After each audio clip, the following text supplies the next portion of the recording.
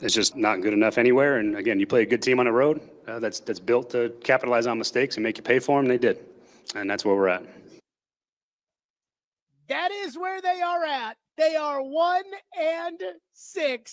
Stillman Company, 102.5, 106.3. The game streaming live on Twitter, Twitch, YouTube, and Facebook live from the Busy Bee Plumbing, Heating, and Air Conditioning Game Nashville studios. Titans Monday. I'm back in the country. That's right. I found a way to... Well, I was in Canada, so if they want to prosecute me, they can do that north of the border. Illegally watched the first half of the Titans game yesterday. I listened legally to the second half on the radio, and it was bad. Jake's in for Ian today. Hello, Jake. Good to hear from you, Jake. So, it was bad. And let me say this. Yesterday, people were furious. I had to spend 11 Canadian dollars on Air Canada in order to be able to listen to the callers last night, to hear what they had to say about the game, and to hear the people on Twitter, and to hear from this and that. People were mad. Oh, my God, were they mad? Well, I'm here to tell you some good news today, folks. That's right.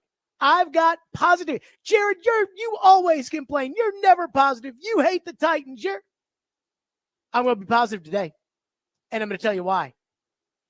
Because yesterday was a good day for the Tennessee Titans. I said that, and I mean it. It was horrendous watching Mason Rudolph throw an interception right to the other team. It was embarrassing watching Khalif Raymond, who, by the way, was my dad's guy. Every time Khalif Raymond would do anything, he'd say, "That's my guy." And so yesterday, my dad was like, "That's my guy." Watching Khalif Raymond just murder you on punt returns. It was as bad as you possibly could have imagined. They had over 100 yards receiving for Calvin Ridley in the first quarter. They had good touchdown drives, and they were still down 3 touchdowns at the half. In every available aspect, it was a rear end spanking. But guess what? That's what they needed. It's what people like me who love this football team. I love the Tennessee Titans. I want the Tennessee Titans to be good. I want the Tennessee Titans. I have paid for a PSL in that new stadium. But for people like me and for people like you, yesterday was what we needed. Yesterday was what the Tennessee Titans needed, and I'm going to tell you why. Because there's no running from the truth after yesterday. The utter incompetence of this organization, starting at the top, is now available to everybody. I remember after the first game against Chicago, it was only one game, Jared. I remember after the third game against Green Bay, it's just the quarterback, Jared. I remember after last week, hey, a lot of people banging on Callahan, but now it's everybody. And it has been a long road to hoe for us to essentially, now there's still going to be some holdouts, the Rand Club. There's still going to be some holdouts that think that Brinker and Carthon and Callahan and that crew has an idea of what they're doing. But most of us, most of us all know this ain't working. And all offseason, I had to deal with Jared's a hater. Jared's a conspiracy theorist. Jared's a racist. Jared is doing this for the ratings to stir the pot. No. I was hard on the Titans all offseason because I knew all that sunshine pumping. Remember the term we coined? Toxic positivity? I knew it was all fugazi. From the very second they started getting up there, the moment that I said, okay, this is going to be a disaster, was when Rand Carthon held that press conference last year after Vrabel got fired and told the fans the reason they stunk last year was because the ball didn't bounce their way. And guess what? He said it yesterday after the game too. I knew this was a joke. And then they promote Brinker, and we don't know who's in charge. And I'm like, oh, my God. And then they hire Callahan, and he seems to at least be able to articulate the things that are important about the team. But even then, training camp, Will Levis throws an interception on the first play of a 2-minute drill against the Seattle Seahawks. They don't move the ball an inch. After practice, oh, no, it's okay. We'll get it figured out. It's fine. What? Will Levis throws an interception on the first play of the 2-minute drill against Seattle. Seattle intercepts the ball. They run over. They hand it to Jamal Adams, who's not on the team anymore. They hand it to Jamal Adams, and they all celebrate. Ha, ha, ha, ha, ha. Seattle's offense comes on. They run their 2-minute drill. If I'm the coach, I'm like, get your asses back out there. We're running it again. Not this coach. Everything's sunshine and rainbow. Every single thing. They'd have a bad day at practice. Offense wouldn't complete a pass. Well, Denard's defense is really, really good. Guess what? This is the NFL. You're going to have to play against good defenses. But the Titans, nobody believed it. Nobody believed it. As much as I try to tell you guys, I'm like, hey, this team doesn't have a right tackle. It was all, oh no, Jared, you're a hater. The Titans spent an entire offseason, an entire training camp, and an entire first part of the season peddling bullcrap. Brinker's analytics, Rand's vibes, Brian Callahan's optimism, but it was all the same to me. They didn't upgrade edge rusher. Pretty important position. They didn't get a right tackle. The guy they got to play right guard quit 3 weeks in. They're incompetent. I said it before they fired Vrabel. They had to get somebody in here who knew football, who had a pair of balls to run this team. Not a pair of BS artists who never speak to the media unless they have to. Or I got to say, yesterday at least he did talk to the Tennessee and Rand did. And almost every time they do talk, they say something equally as bad as their silence. They knew it too. Deep down inside, I think they knew it. That's why they essentially demoted Rand Carthon. Mike Vrabel knew it. I reported it the day before he was fired. Mike Vrabel wanted someone to oversee football. I'm not sure he was talking about Chad Brinker. I know what confidence looks like. I know what good coaching looks like. I know what a well-constructed football team looks like. And so all year, whether it was free agency, when I kept saying, they don't have a right tackle. It's only March, Jared. And I said, that's because this is when you address those problems. Whether it was training camp, when, again, the offense wasn't moving the ball. It's practice, Jared. You'll see. You might not want to hear what I had to say. I've been saying it all year. You may not have wanted to hear what I had to say at that point. Hell, you may have even turned the show off. And that's your right. You don't want to hear it? Turn it off. That's fine. But I do wonder this season how many people, especially over the last 2 weeks, and maybe even just yesterday, said, wow, he was right. This team is a bunch of snake oil. That's what it is. Somebody tweeted TD yesterday and said they should make me the GM. Sources indicate he may be interested in that. Kidding. But again, this takes me back to yesterday and why yesterday was a good day for the organization. Because yesterday, and I have no inside sourcing on this, I have nothing. I haven't talked to Amy. I haven't talked to anybody who's talked to Amy outside of asking Brian Callahan a pair of questions at the press conference today. But I think yesterday was the day that Amy realized this ain't going to work. I think yesterday she sat up there. I think she probably sat up in the owner's box with Sheila Ford Hamp because she wants to be Sheila Ford Hamp, the owner of the Lions and the way they've built the Lions. And she wants to do it like the Lions. And she wants the vibes like the Lions. And she wants a success like the Lions. And I think she sat up there and realized this ain't working. I think she legitimately, and I have no sourcing. I feel like I know how Amy operates as well as anybody can who's, again, not in that building, but I even think the people in that building don't know how she operates. I think she knows. This is the magic elixir that has made you the worst team in the NFL. And yesterday gave me confidence. And I can't tell you why, but it gave me confidence yesterday she's going to do something about this. Maybe not right away, and I'm not even asking for it right away. I'm not. We can wait till the end of the season. We can let these bozos run the trade deadline. But at the end of the year, I think she knows. I think she knows what she has to do. Maybe I'm optimistic about this. There is nothing. Again, I don't have any indication she's going to do this.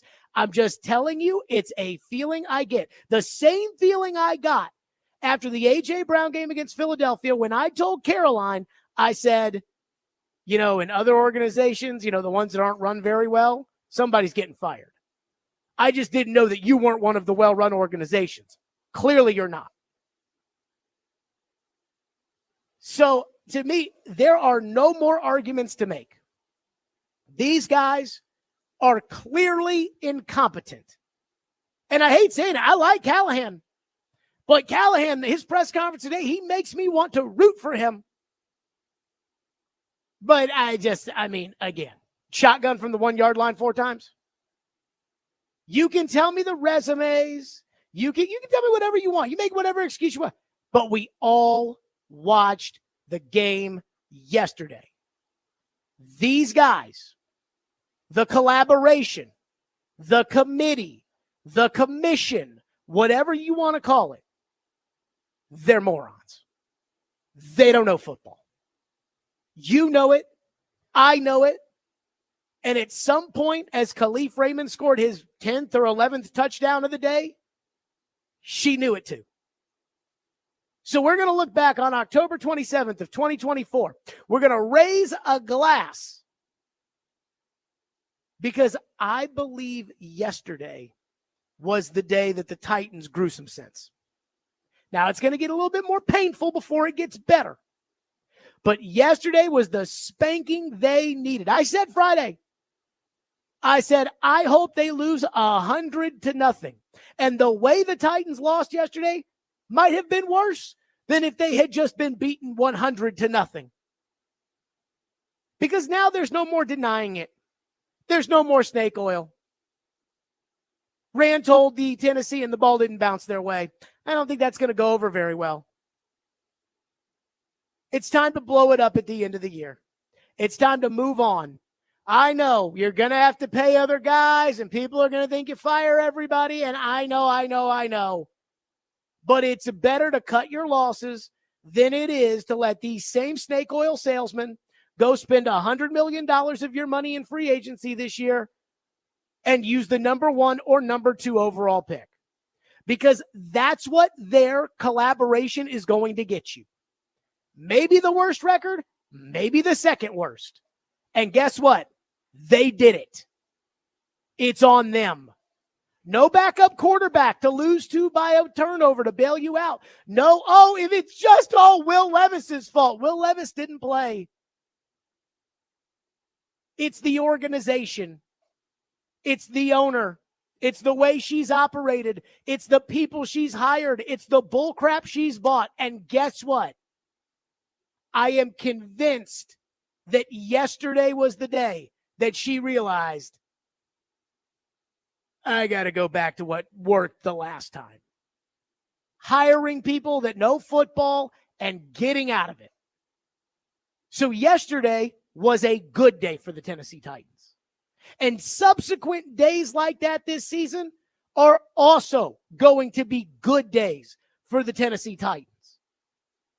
Because as the coach said today, there's only so much patience one can have in the NFL. 615-737-1025 is our phone number, 615-737-1025 here on the program. And a lot of people are banging on Callahan.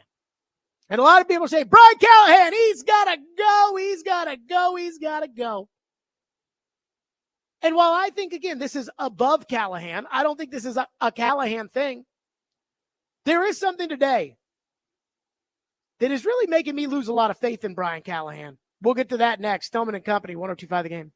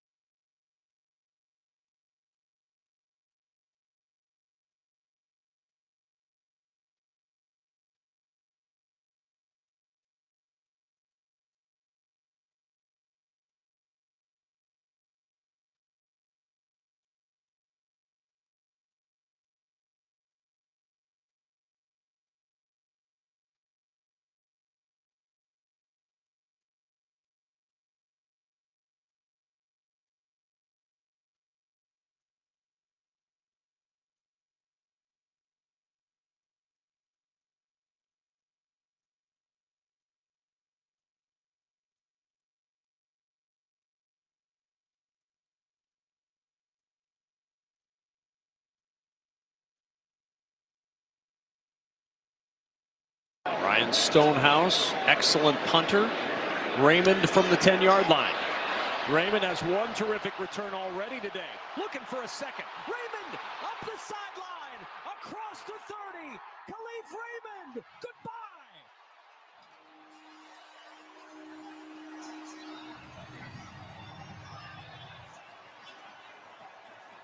His second career punt return for a touchdown. This one goes 90 yards. This is unbelievable. Watch Khalif Raymond get north and south. He catches it there. There's the first cut right there. Now look at the blocking. Watch everybody pick up. You've got a spot right there. Just a tremendous job by everybody recognizing the ability of Khalif Raymond in that situation, but a great job by him getting north and south after he makes that first player miss. There you go. Khalif Raymond doing his thing. Titan great. Khalif Raymond doing his thing with a touchdown. He almost set an NFL record for punt yards return. They had a kickoff return that was really good. Didn't have anything to do with him. And so I watched that game yesterday. The special teams every week, it is something else.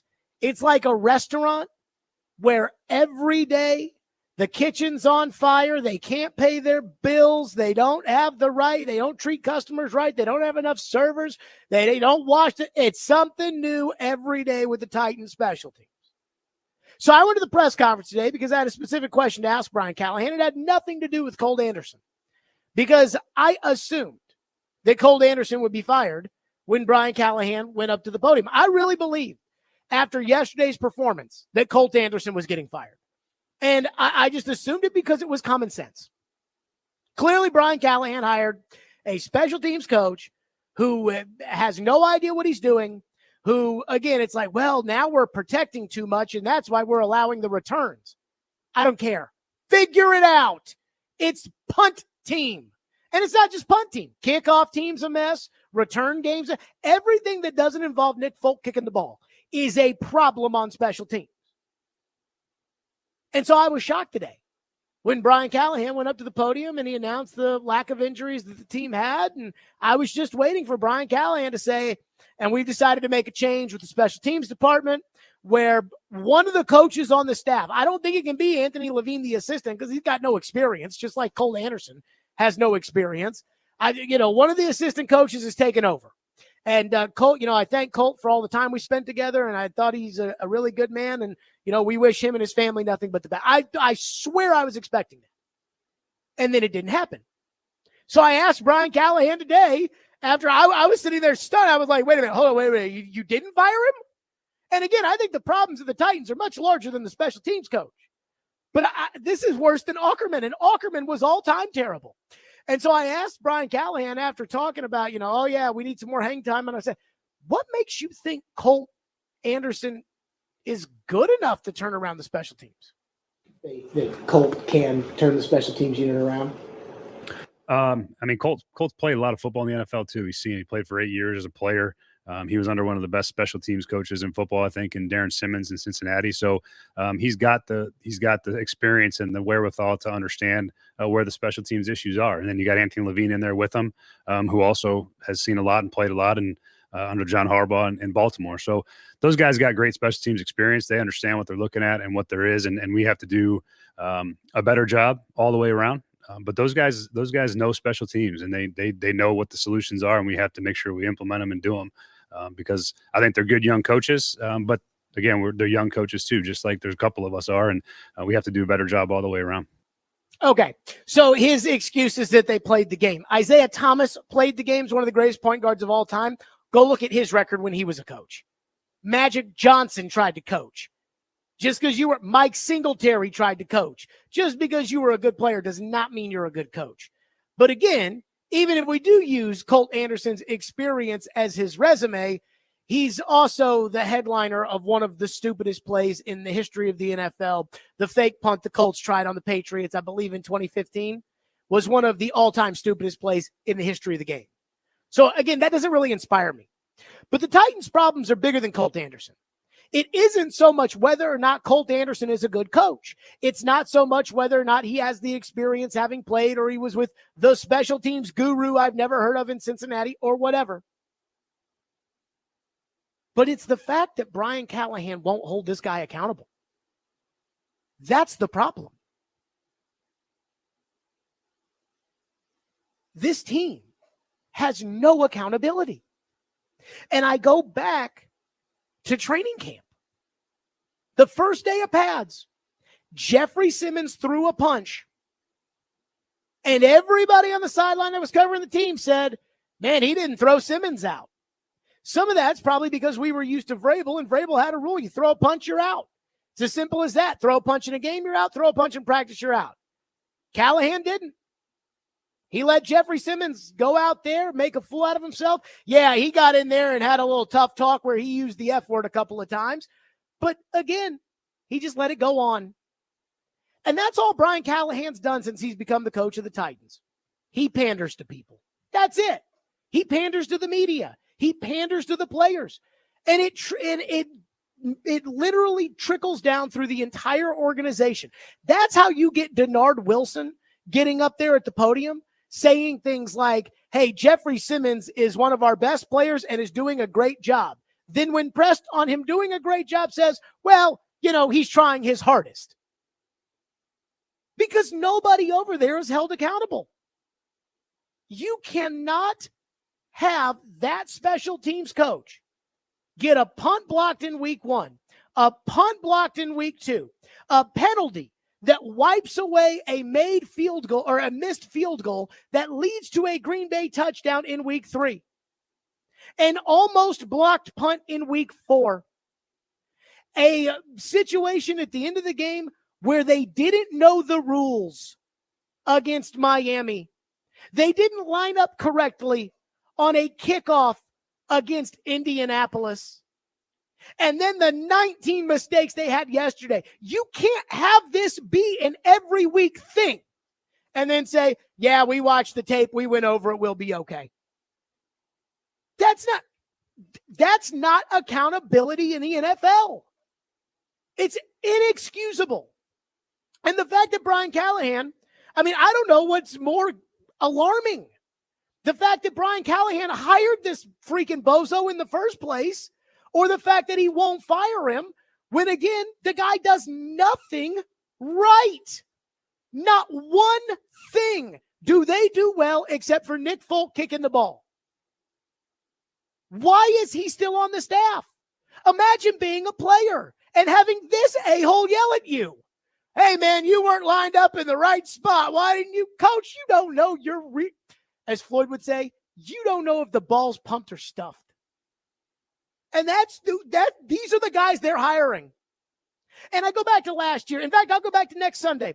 There will be a guy on a headset on the field in a Patriot sweatshirt by the name of Tom Quinn. He is the assistant special teams coach for the New England Patriots. Does anybody remember who Tom Quinn was? Tom Quinn was the Titans assistant special teams coach last year who got promoted to special teams coach when Craig Aukerman got fired. And I remember the first press conference that Tom Quinn did. This guy had coached special teams for the Giants for like 15 years. And I mean, he gets right up there at the podium and starts talking about an Eric Guerrer fumble. And you compare that to how Aukerman was talking about mistakes on special teams. And it was an older guy who was confident, who knew how to fix it, who knew what they were supposed to do. And this guy, again's got 10, 15 years experience running the New York Giants special teams. So when Brian Callahan gets the job, I just assumed they were going to keep Tom Quinn on as special teams coach. Special teams got better after Aukerman got fired. Tom Quinn's got experience. And then Callahan can take this guy who's done it for 10 years and say, okay, you've got special teams, and now I can worry about the other stuff. Nope. He's got to bring his buddy from Cincinnati. And again, I didn't know Colt Anderson from a jar of Vic, so I'm not going to criticize that. But after seeing the first 7 weeks of this crap, this guy is terrible. And so the fact that Brian Callahan couldn't look at this, running an operation, I'm sorry, you're not offensive coordinator, bro. You're head coach. The fact that he couldn't look at him in Cincinnati and realize this guy doesn't know if it's pumped or stuffed and brought him with him is a red flag. And the fact that he won't hold this guy accountable, I mean, look, I hate saying that, like, hey, it's a guy's job and but I mean, how many screw-ups do you get? Like, how many screw-ups does this guy get? He didn't know the rules at Miami. That's his job. And the fact that he won't fire him and won't hold him accountable, just like he wouldn't hold Jeffrey Simmons accountable in training camp, it's another red flag. And now I'm mad at myself because I'm talking about all this and I'm thinking about the press conference today, and I'm thinking to myself, I should have asked Brian Callahan today, if you don't hold him accountable and you don't hold Simmons accountable in training camp, how are you holding guys accountable? Now, he would have said something like, we have stern conversations and we, hey, we talk tough, we do. But I couldn't believe he didn't fire the coach. And if he had fired him today, I wouldn't have gone on and said, good job, Brian Callahan. It'd be like saying, good job, Nick Folk. You made an extra point. That's what you're supposed to do. You're supposed to hold people accountable. So the fact that he didn't is even more concerning. So I hate to say it, like Brian Callahan, I mean, he calls some nice plays.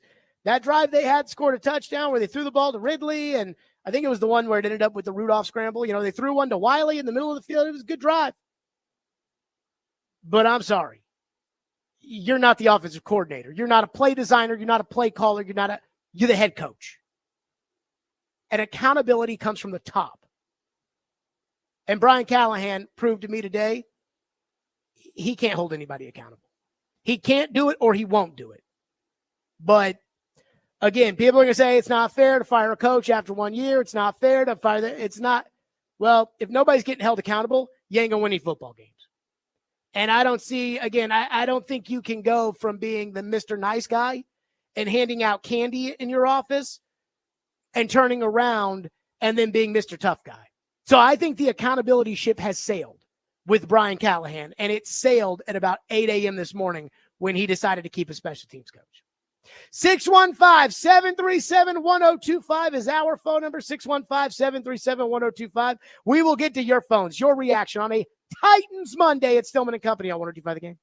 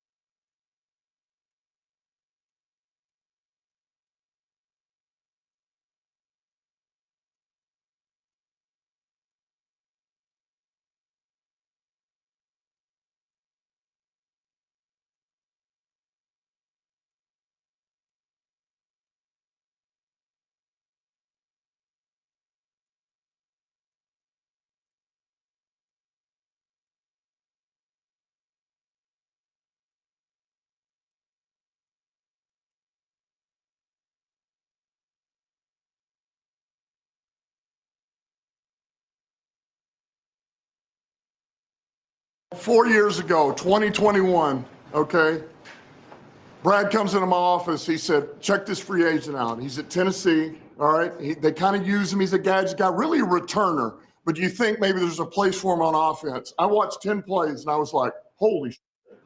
Whatever it takes, Brad, let's get this guy in here. Made the call, talked to Leaf, got him in. Listen, man, he's been unbelievable. All right, so 5 punt returns for 190 yards.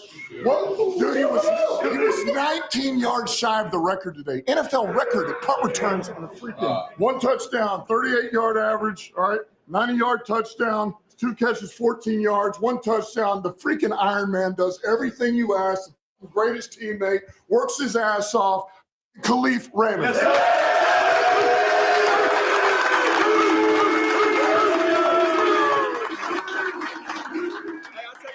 Talk about team ball, 4 takeaways.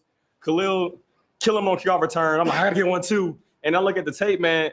Enzo throwing blocks on defense stay for a punt return touchdown. It was so cool to watch. I'll go look at BJ. He's like, man, I don't get called by none of my plays, man, because we keep scoring. So it was such cool, man. That's what good teams do, man. They play team complementary ball, and that's what we just did. So love y'all. Thank God for this, man, and appreciate you guys. Khalif Raymond gets the game ball. My dad's guy. I mean, when he was on the Titans, my dad would be like, that's my guy, Khalif Raymond.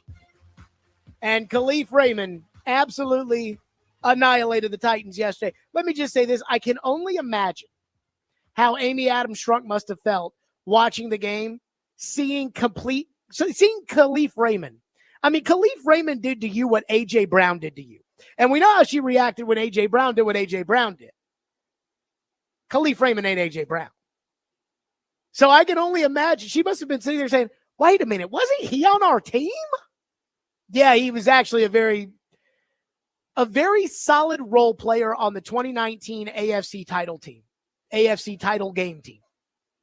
Because he was the deep ball guy. Sealed the game against Indianapolis. Basically gave you the big lead against the Ravens on a deep ball, got you back into the game at home against the Chiefs on a deep ball. And there's Khalif Raymond in Detroit. And look, that was a John Robinson screw up. I'm not going to sit here and say, Rand screwed up on that. I'm not. But I also know how good Khalif Raymond is. Just like I knew how good NWI was compared to Burks when this training camp. I was like, I think I'd put NWI out there before I'd put Burks out there. And there he is, just murdering the Titans. Phone line driven by WilsonCountyHyundai.com. John is going to kick us off today. John, thank you for calling. Thank you for waiting. Go ahead.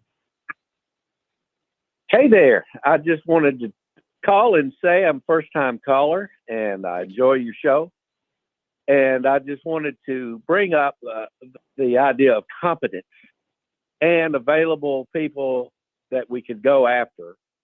And I just wanted your opinion about Pete Carroll, who I understand is going to go back to USC to teach.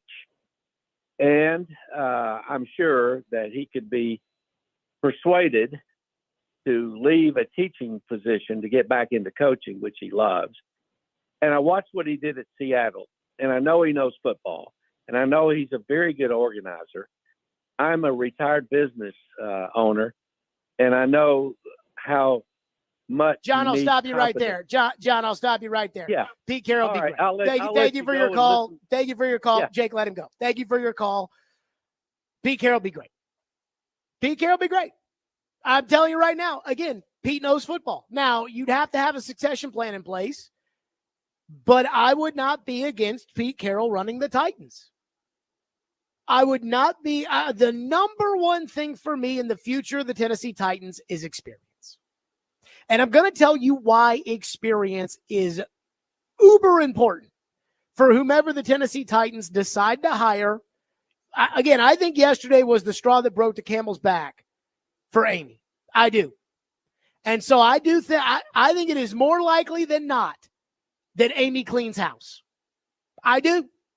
I think that that's where we're headed. Like, I'm sitting here looking at Sunday and I see Drake May left the game yesterday with a concussion. I'm like, Drake, get back out there and go beat the Titans on Sunday. Now, I am afraid that Amy might just fire Carthon and keep Brinker, and I am going to try to stop that and nip that in the bud. They all got to go. There is not one person in that building right now that knows football. Not one person. Vin Marino's in there. He's a cap guy. Chad Brinker doesn't know football. He went to business school. He knows snake artistry. Rand Carthon doesn't know football. He just knows the shape of the football and that it's not round. Brian Callahan doesn't know football because He doesn't hold anybody accountable. He knows the whole, Barney, I love you, you love me type of football. That's not football now. So whoever they get has to be somebody who can literally run the entire football operation without any assistance from anybody. And they have to have a big personality to do it. Pete Carroll could do it. Again, wouldn't be my first choice, but I'm telling you he could do it. And it would be better than what you got now. Let's get back to your phones. 615-737-1025, and we'll do that next. Stillman and Company here on 1025, 1063 The Game. Let's talk. First, let's just talk about Window Nation. I absolutely love Window Nation. Window Nation, they came out to my home. They did a great job, and I promise you they can do the same for you. When they came out to my home, I literally had a check there, ready to write, ready to say, okay, Window Nation, here you go. And Window Nation said, you do not need new windows. Now, I had a newer home at the time, and so they said you don't need new windows. So that's how I know they're honest. And right now, if you buy 2 windows, you'll get 2 windows for free. That's right. Buy 2 windows, get 2 windows free, plus you'll pay nothing for 24 months. But hurry up because the sale ends October 31st. So schedule an in-home estimate by calling 866-90-NATION or by visiting windownation.com. Again, the sale ends October 31st. That's 866-90-NATION, windownation.com.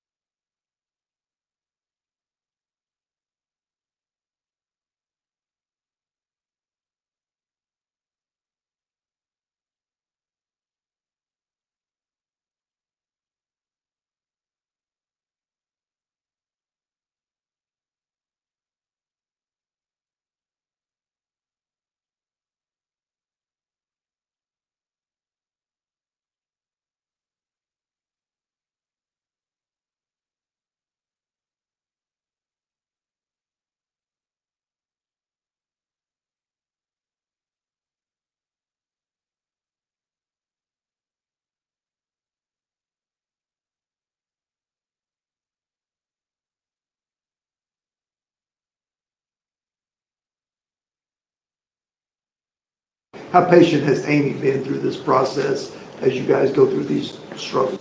Yeah, look, none of us are that patient, and again, any conversation with her, I'll leave between us. But at the end of the day, we communicate, we speak, we talk. All of us, between Rand and Chad and myself and Amy, we have the conversations that we need to have.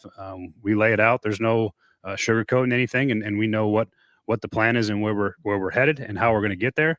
But yeah, those things are it's all part of it, and it's all you're only as patient as what it's the NFL. There's not a lot of patience anywhere in the NFL, and we got to find a way to get better.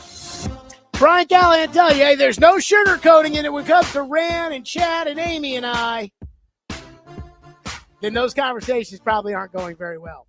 And I think at least Brian Callahan knows, hey man, this is the NFL, dog. Like, the owner is only so patient. Then the owner is going to do something about it. Let's go back to your phones as promised. Adam in Portland is up next here on the program. Adam, I was positive. You got mad last week. You said I was too negative, and I started this program by saying that it was a good thing that happened yesterday, so don't tell me that I'm not positive. No, hey, I saw your Twitter feed. That's the only reason I jumped in today, because I was like, hey, it's pretty good. Nah, dude. Well, then I'll take it the other direction. Then we suck. Like, we are, and I hope the coach is listening. I hope Amy's listening. And Jared, you can attest. There's not a bigger Titans fan out there. Not a bigger one. There's probably some that's as big a fan as me, but there's not a bigger one. I don't care about this football team. There's nothing about this team that drives me to want to watch on Sunday. I watch because I'm not going to break my streak just because they're trying to kill it. But there's nothing about this team that's exciting. I thought the coach had maybe the dumbest answers you could have possibly gave at that press conference today. The fact that he will not fire his coordinator makes him fireable to me. And it makes me question everything he does. It makes me think maybe Will Levis isn't a completely useless quarterback in the NFL. Maybe Brian Callahan's ruining him. So I absolutely want him to be one and done. I'm out on him as of today. I wanted him fired a couple of weeks ago, but as of today, after that press conference, I'm completely done with that coach. I think he sucks. Take your dad with you. I don't want any part of it. And we could act like Bill Callahan was this big guru. He wasn't. He took a Raiders team that Gruden got there and just went ahead and lost a Super Bowl with him and then got fired afterwards. But he was no guru, dude. So y'all just get out of town. Let's get a whole new regime. I'm with you. I back you when you say new regime. Start all over, completely new group with this bunch. I cannot stand to watch them on TV right now. I can't stand it. It doesn't sound to me like you don't care about the football team anymore, which is what he opened the call by saying. Let me say this. I don't think that Brian Callahan not firing Colt Anderson is a fireable offense today. Unless, the owner called, said, I want him fired, and he said, don't do it. You got to fire me. If you want to do that, then I guess that would be a fireable offense, whatever. But I think it does tell us about what Brian Callahan's biggest flaw probably is, which is he's a good guy. And Brian Callahan is a good guy. Like, I'm telling you, he's a good man. I want him to succeed. I think he's a very thoughtful person. It would not surprise me if Brian Callahan's one of those guys that nobody in the football world will say something bad about him. Like, nobody will say, yeah, he's kind of a snake. Or, yeah, he didn't tell the truth here. Or, yeah, he set so-and-so up the fence. Yeah, he's a good man.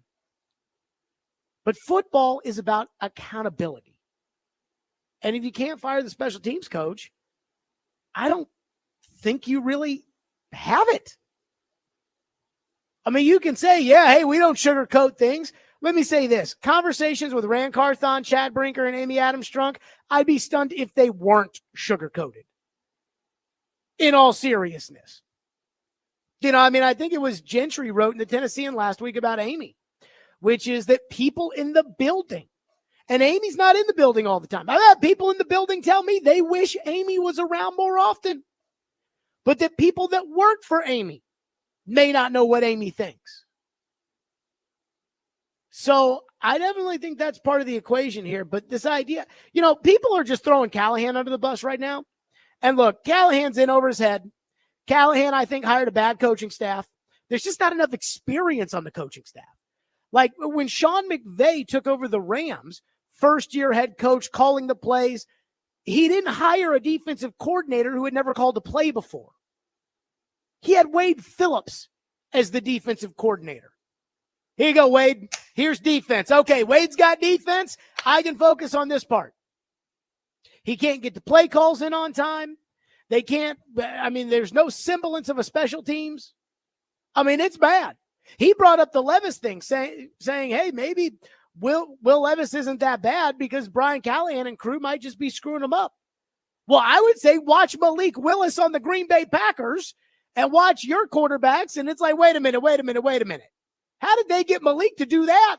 I didn't think Malik could do that, but I guess they're better coaches. So all of that's true. But when everybody just goes crazy about Callahan the way that Adam just went crazy about Callahan, it almost makes me want to push back a little bit because I think the problems are above Callahan. I think, for instance, that if there was an experienced general manager who knew what they were doing, then when Brian Callahan came in here, remember when Rand didn't go to the Senior Bowl and I was just speechless? Well, I was probably the opposite of that. I had a lot to say, but it was so bad of how much I ripped on them that they went and did a whole podcast where Mike Keith and Dave McGinnis and Ramon Foster sat down and they were like, Rand, it's a good thing you're not at the Senior Bowl. Remember that?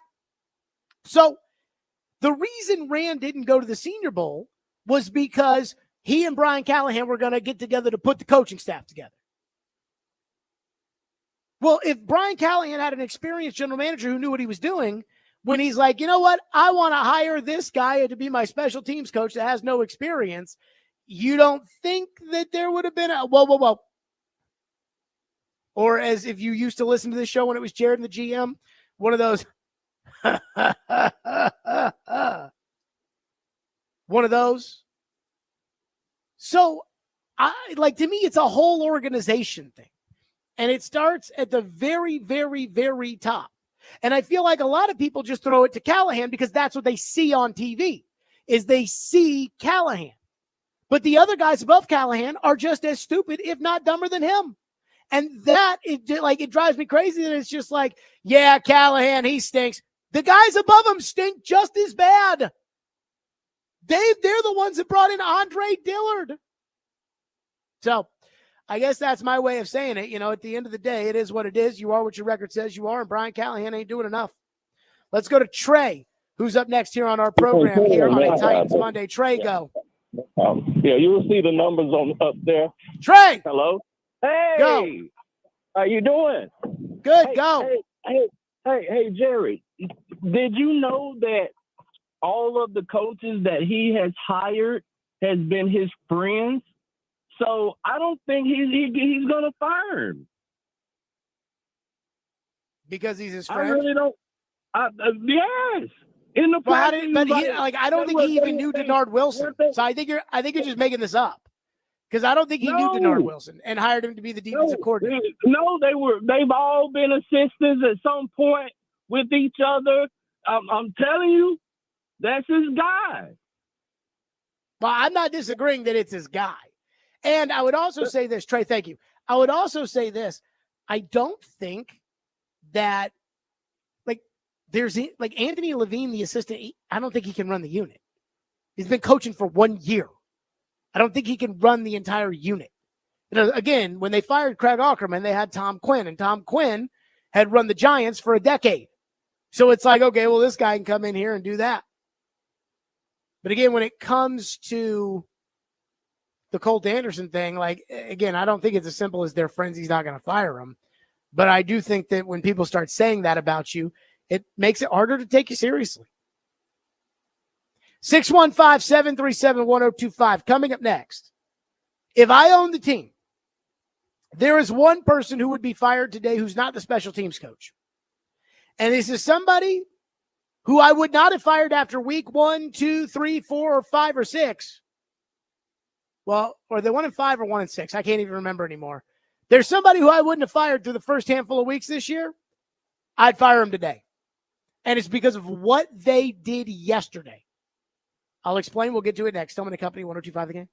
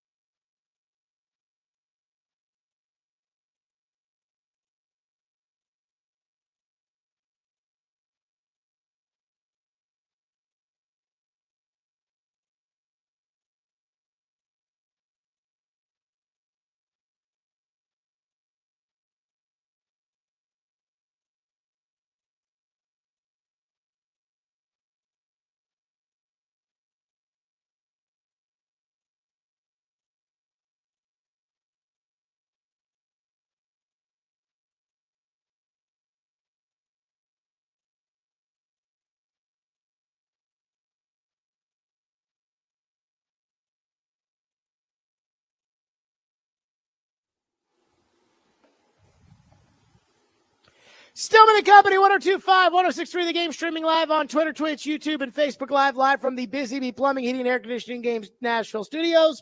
On a Titans Monday, Titans are either the worst team in the league or the second worst team in the league right now. Technically, Carolina is the worst team in the league. You are the second worst team in the league. If the draft were held today, you'd be picking number 2, which the last 2 number 2 picks have been C.J. Stroud and Jaden Daniels. So maybe number 2 is not the end of the world. But a lot of fans are now fed up. Before it was, hey, it was just one game, or it was just Will Levis's fault, or it was just this guy's fault, or it was just that guy's fault, or it was just, now everybody is furious with the state of the franchise. Everybody. They're talking owner, GM, president, coach, etc. In fact, I get upset with how much they don't talk about Chad Brinker. And if I owned this football team, and I like to do this because, look, it's easy to say, if I called the shots, here's what I do, when you're not actually doing it. But, again, I would do things differently than they've done, and it's documented what I would have done. If I owned the football team after week 1, after that Chicago loss, Rand Carthon would have been the general manager still. I said at the end of last year, if I own the team on Black Monday, I'm firing everybody. Vrabel, the GM, Brinker, all of it, and I'm going to go get Thomas Dimitrov or Rick Spielman or Mark Dominic or one of these guys that's done it and had success, and I'm going to hire them, and I'm going to let them hire the coach, and then I'm going to let them decide what to do with the quarterback. Levis, draft, whatever. They didn't do that. That was their choice. My choice would have been different. But after week 1, if I owned the team, I wouldn't have fired Rand Carthon or Chad Brinker. Same with week 2, 3, 4, 5. If I owned this football team, Rand Carthon would be fired today. And I'm going to tell you why. It doesn't have anything to do with the fact that the Titans gave up 52 points yesterday. It doesn't have anything to do with the fact that Khalif Raymond absolutely annihilated the Titans. It has to do with what Rand Carthon said in the paper yesterday. Somebody texted me and said, did you read Rand Carthon's interview? And I said, Rand Carthon did an interview? They said, oh, you got to go see it in the Tennessean. I said, okay. So I read it. And I was actually a little surprised. I was surprised that he did it. But after the game yesterday, Nick Suss of the Tennessean interviewed Rand Carthon and transcribed the whole thing. It wasn't a story. Rand Carthon said, quote, it was, here's the interview. Question, answer. Question, Nick Suss asks. Looking at what's happened in the first 7 games and building for the last 10, what do you expect from the season, having seen what you've seen? Fair question. Answer. I expect our guys to continue to play hard, which is what they do. The ball's not round. You don't know which way it's going to bounce sometimes. It's those couple of opportunities that we've had in the game where we jar the ball loose and it bounces right back to them. And then on the other side of us, it gets away from us. So you can't predict which way the ball bounces. But one thing I know about our team is those guys show up every day at practice. They prepare and they come out and fight. So we've got to continue to fight until the ball bounces our way. And if I owned this team and I read that, I'd fire him. I would call him into the office and I'd fire him this morning. And I'm going to tell you why. And again, because many of you will say, well, Jared, you've always wanted to fire Rand Carthon. And that's not true. I wanted to fire him at the end of last year because I didn't think that really he deserved a promotion. And quite frankly, I was not impressed. And a lot of the GMing I didn't think was getting done around here. But this is the first time this year that I would have actually fired him. That I would have called him in and I would have fired him. Because the ball didn't bounce our way card. We all watched the game on Sunday. You didn't lose because the ball didn't bounce your way. You're not 1-6 because the ball's not bouncing your way. And not only that, this is not the first time he said this. Go back to last year when Mike Vrabel got fired. Rand Carthon asked if they failed. Here's what he said. Rand, you said when at the draft or when you were introduced that your number one thing was to serve Mike. given today's developments, did you fail at that? I don't think we failed. I just think, what Mike's always says is that the ball isn't round, so you don't know how it's going to bounce. And I don't think the ball bounced our way. We had 7 one-score losses this year, so we were in games. Just the ball didn't bounce our way. I wouldn't consider it a failure, but by no means, were we happy with the results. And that's just something we've talked about, privately and as a group over the last couple months of, how do we get this thing right and how do we get this thing, in the right direction. So I wouldn't call it a failure, but it's definitely not up to the standard. So it wasn't up to the standards last year. They won 6 games. They're going to win less than 6 games this year. But again, what did he say? The ball didn't bounce our way. What did he say yesterday? The ball didn't bounce our way.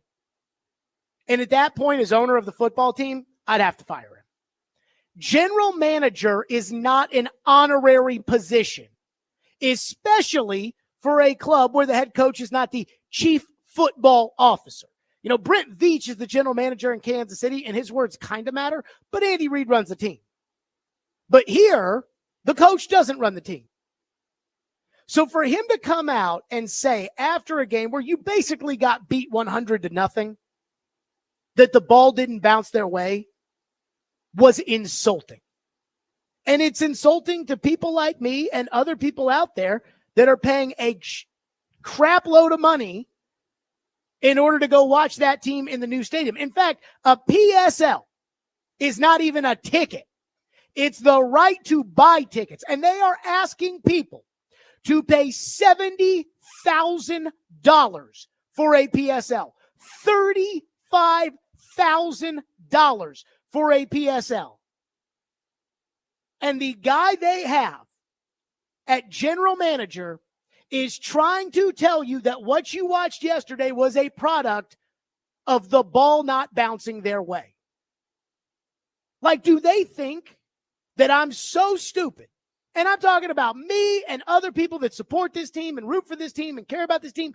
Do you think Titan fans are so stupid that you can say that and expect a paying customer to accept it? Like, are you insulting my intelligence that much that not only are you going to say it when we know it's not about the ball bouncing your way? In fact, the ball didn't bounce. You kicked it. Khalif Raymond caught it and ran 100 yards 4 times for touchdowns. The ball didn't bounce when they handed it to Jahmyr Gibbs and he ran 70 yards untouched into the end zone. The ball didn't bounce when Mason Rudolph just threw the ball right to the other team. Do you think Titan fans are so stupid that they can accept that? And then you can say it again and they'll accept it again. By the way, imagine being Amy. Imagine being on the sales side of this, where it's like, hey, we've got people coming in that we're calling on the phone asking for $35,000 per seat, $70,000 per seat. And we're going to pick up the phone and we're going to call them and say, hey, Mr. Johnson, we wanted to know, do you want to, buy the $70,000 season tickets? Do you want to do all that? What do you think? And their chief football officer, although I think that's actually Brinker, but the guy that has the general manager title is saying, hey, I got no answers. I'm just going to feed you some bull crap. I can promise you, people that are paying $70,000 a ticket, people that are paying $35,000 a ticket, I can promise you they're not that stupid. I can promise you that they're not that dumb. And if your GM is that stupid, that he thinks he can use that excuse over and over and over and over again, that the ball didn't bounce your way, that's a problem. Like, if your GM is that stupid that he either thinks the ball's not bouncing their way, or he thinks you're so stupid that you'll believe that the ball's not bouncing their way a year after he said the ball wasn't bouncing their way last year, that's a problem. And that's why I use the word incompetent when I talk about Rand Carthon and I talk about the Tennessee Titans. They've made the team worse, and their answer to it is The ball didn't bounce our way. By the way, when Floyd used to laugh at somebody who he thought didn't know ball, he'd say, oh, he doesn't know if it's pumped or stuffed. That being in reference to the ball. Well, Rand probably doesn't know if it's pumped or stuffed, but he does know the shape of it, and he knows it's not round. Again, as an owner, you're trying to sell this product to your fans. You gave this guy $230 million, along with Brinker. You gave them these con artists. You gave them $230 million to spend on your football team. And his answer to the paper, which, again, it must have been like pulling teeth to get Rand to go on the record because he won't hold a press conference. His answer was, the ball didn't bounce our way. After they got beat 52-14. Look, I understand. You make it to Game 7 of the Stanley Cup Final or Game 7 of the World Series, and the puck hits the post, or the ball just lands right on the wrong side of the chalk.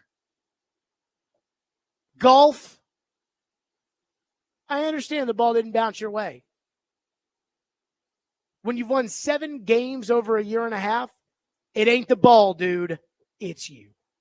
615-737-1025, which is our phone number, 615-737-1025. And I will say this, when it comes to that ball not bouncing our way stuff, I really thought that we had bullied Rand Carthon out of ever saying that again. I guess I'm wrong. I guess he thinks that people are that stupid. Somebody in the YouTube chat says this is starting to sound personal. Yeah, personal to me. Personal that, again, he would think that we as Titan fans are so stupid. Like, how can you say that? Did you watch the game? Did you watch the other games? You think it's the ball on the Jahmyr Gibbs touchdown run? So, yeah, it's personal. I don't like being insulted. And when you say that, it's insulting to fans. It's insulting. And again, it goes back to another problem the organization has, which is a lack of accountability. I got Brian Callahan telling me the special teams coach is good. Getting a punt blocked every week. Now he's not getting a punt blocked. He's getting returned for touchdowns. Yeah, he's great, Brian Callahan says. The ball didn't bounce our way. Give me a break. Give me a break. And you don't win. I mean, like, what are we talking about? 615-737-1025, Stillman Company. And I will say this, at least not everybody over there is all in on the ball excuse. We'll get to that in your phone. Stillman Company on a Titans Monday, 1025 The Game.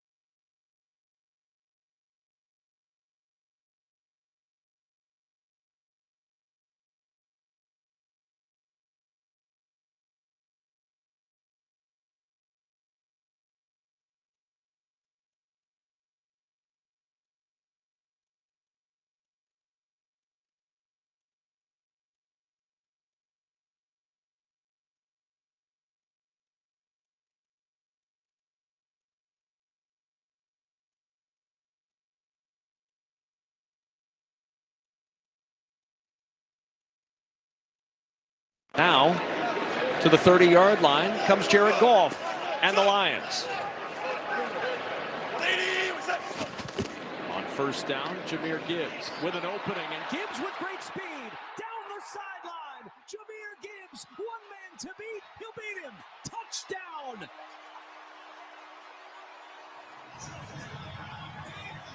A 45-yarder last week, 70 to the house this week for Jahmyr Gibbs. Watch the block by Taylor Decker. He's going to get to the second level. They never make Jahmyr Gibbs change his path. Actually, Graham Glasgow is a guy that gets up there. And that is right down the sideline. Once he is in that position, you are not going to catch Jahmyr Gibbs. But the biggest thing, you saw that on the track that he ran. He never had to stop his feet. Just a great job of blocking by that left side of the line. There you go. Jahmyr Gibbs just goes right over 70 yards into the end zone for a touchdown. And Rand Carthon had the gall to say after the game, the ball didn't bounce our way. The same gall he had to say last year after they finished 7-10, the ball didn't bounce our way. So today at the press conference, I didn't go to ask Brian Callahan about Colt Anderson. I got in the car after the press conference was over, and Adam Vinkin was like, I think Jared was there to ask about Colt Anderson, which I did. And Brian Callahan said that he's got a lot of experience as a player, so he'll be a good coach. But that wasn't why I went. I went because I needed to know. Does everybody believe that the reason that this team sucks so bad is because the ball's not bouncing their way? Here's what Brian Callahan said. That when reflecting on the first 7 games, that the ball just hasn't bounced the team's way this year. Do you believe that? There's moments where it feels like that, but there's also a part of football where you have to make your own luck to some degree too. You got to those things that feel like luck and feel like the bounces go your way or don't go your way. Part of that is making it happen for yourself too. We've also given away a lot, and that's there's moments where it feels like there's like 3 plays a game where it's like, what in the world is happening right now? Like, how does this even happen? But there's a part of the ball bouncing your way. Like, good teams have to kind of just goes your way sometimes. The ball, they end up with the ball, they make plays on the ball. There's a momentum factor that it's hard to like pinpoint what that is. But yeah, there's definitely times where it's felt that way. But again, I'm more in the line of you sort of have to create those opportunities and you have to make your luck a bit too in this league. And we've not done a good enough job of it. Ding, ding, ding, ding, ding. The good teams just seem to have the ball bounce their way. Kansas City is in all these one-score games, and they seem to always win. Why is that? Because the ball is bouncing. No, because they have Mahomes. Because they have Chris Jones. When they use a second-round pick on a defensive tackle, their second-round pick wreaks havoc, hits the quarterback, tips balls in the air, turns guys over. Your second-round pick, the big fat DT that everybody thinks is going to the Hall of Fame, has not hit the quarterback one time in his rookie season. Has not hit him. Not sacked him. Has not hit the quarterback. By the way, anybody notice sweat out there yesterday? Of course you didn't. So, again, I'll give Brian Callahan credit. I didn't know what he was going to say to that. I was like, is he going to say, yeah, the ball hasn't bounced our way. I love you. You love me. Or was he going to say, no, it's not the ball.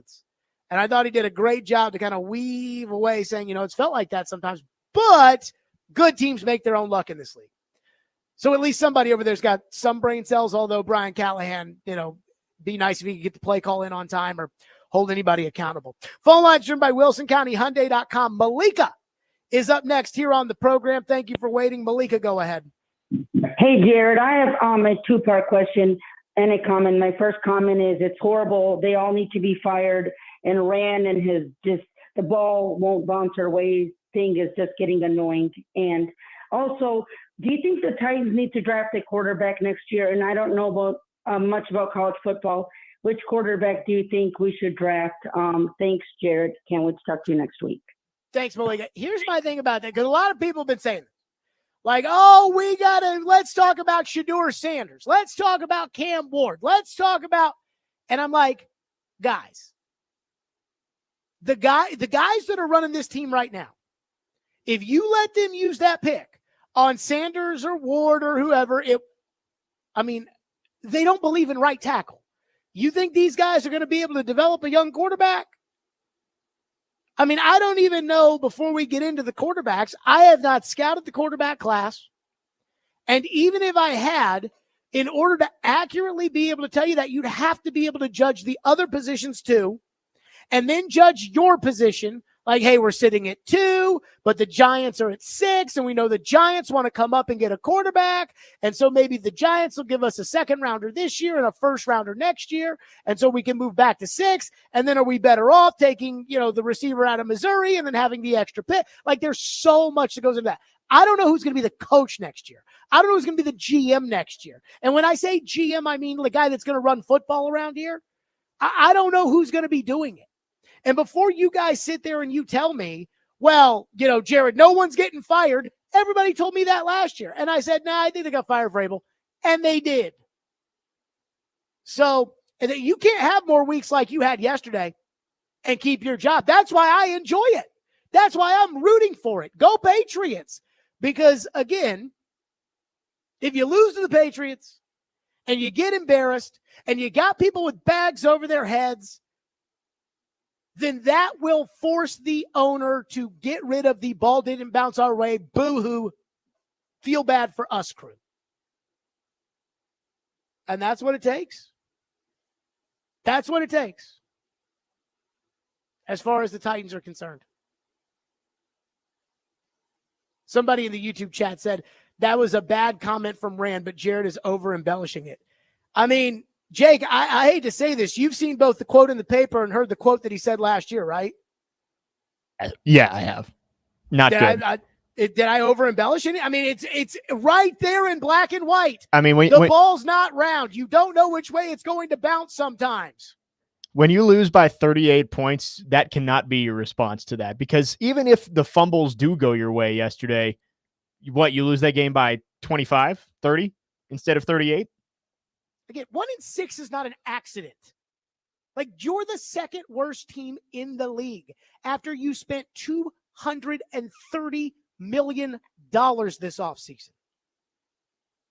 That's not the ball not bouncing your way. And so when you're like, well, Jared is over-embellishing it. No, I'm highlighting it because it's stupid, because it's insulting, because it is so detached from reality. It's so detached from reality that it's like, wow, everybody over there must be a freaking moron. Every single person. If this is the guy that's in charge, or the guy that they pretend is in charge, everybody over there must be a moron. And unfortunately, that's how you get to be 1-6. That's how you have special teams coaches that don't know the rules. That's how you put a team out there that is worse than the Ken Wisenhunt Titans. And this team is worse than Ken Wisenhunt's worst team. 615-737. And by the way, there is something out there that I've got to address that I've heard too much of. I've heard it too much. And I've got to address it because I just want to nip it in the bud right now. It's not true. And we'll get to that coming up next here. Stillman and Company, 102.5 The Game.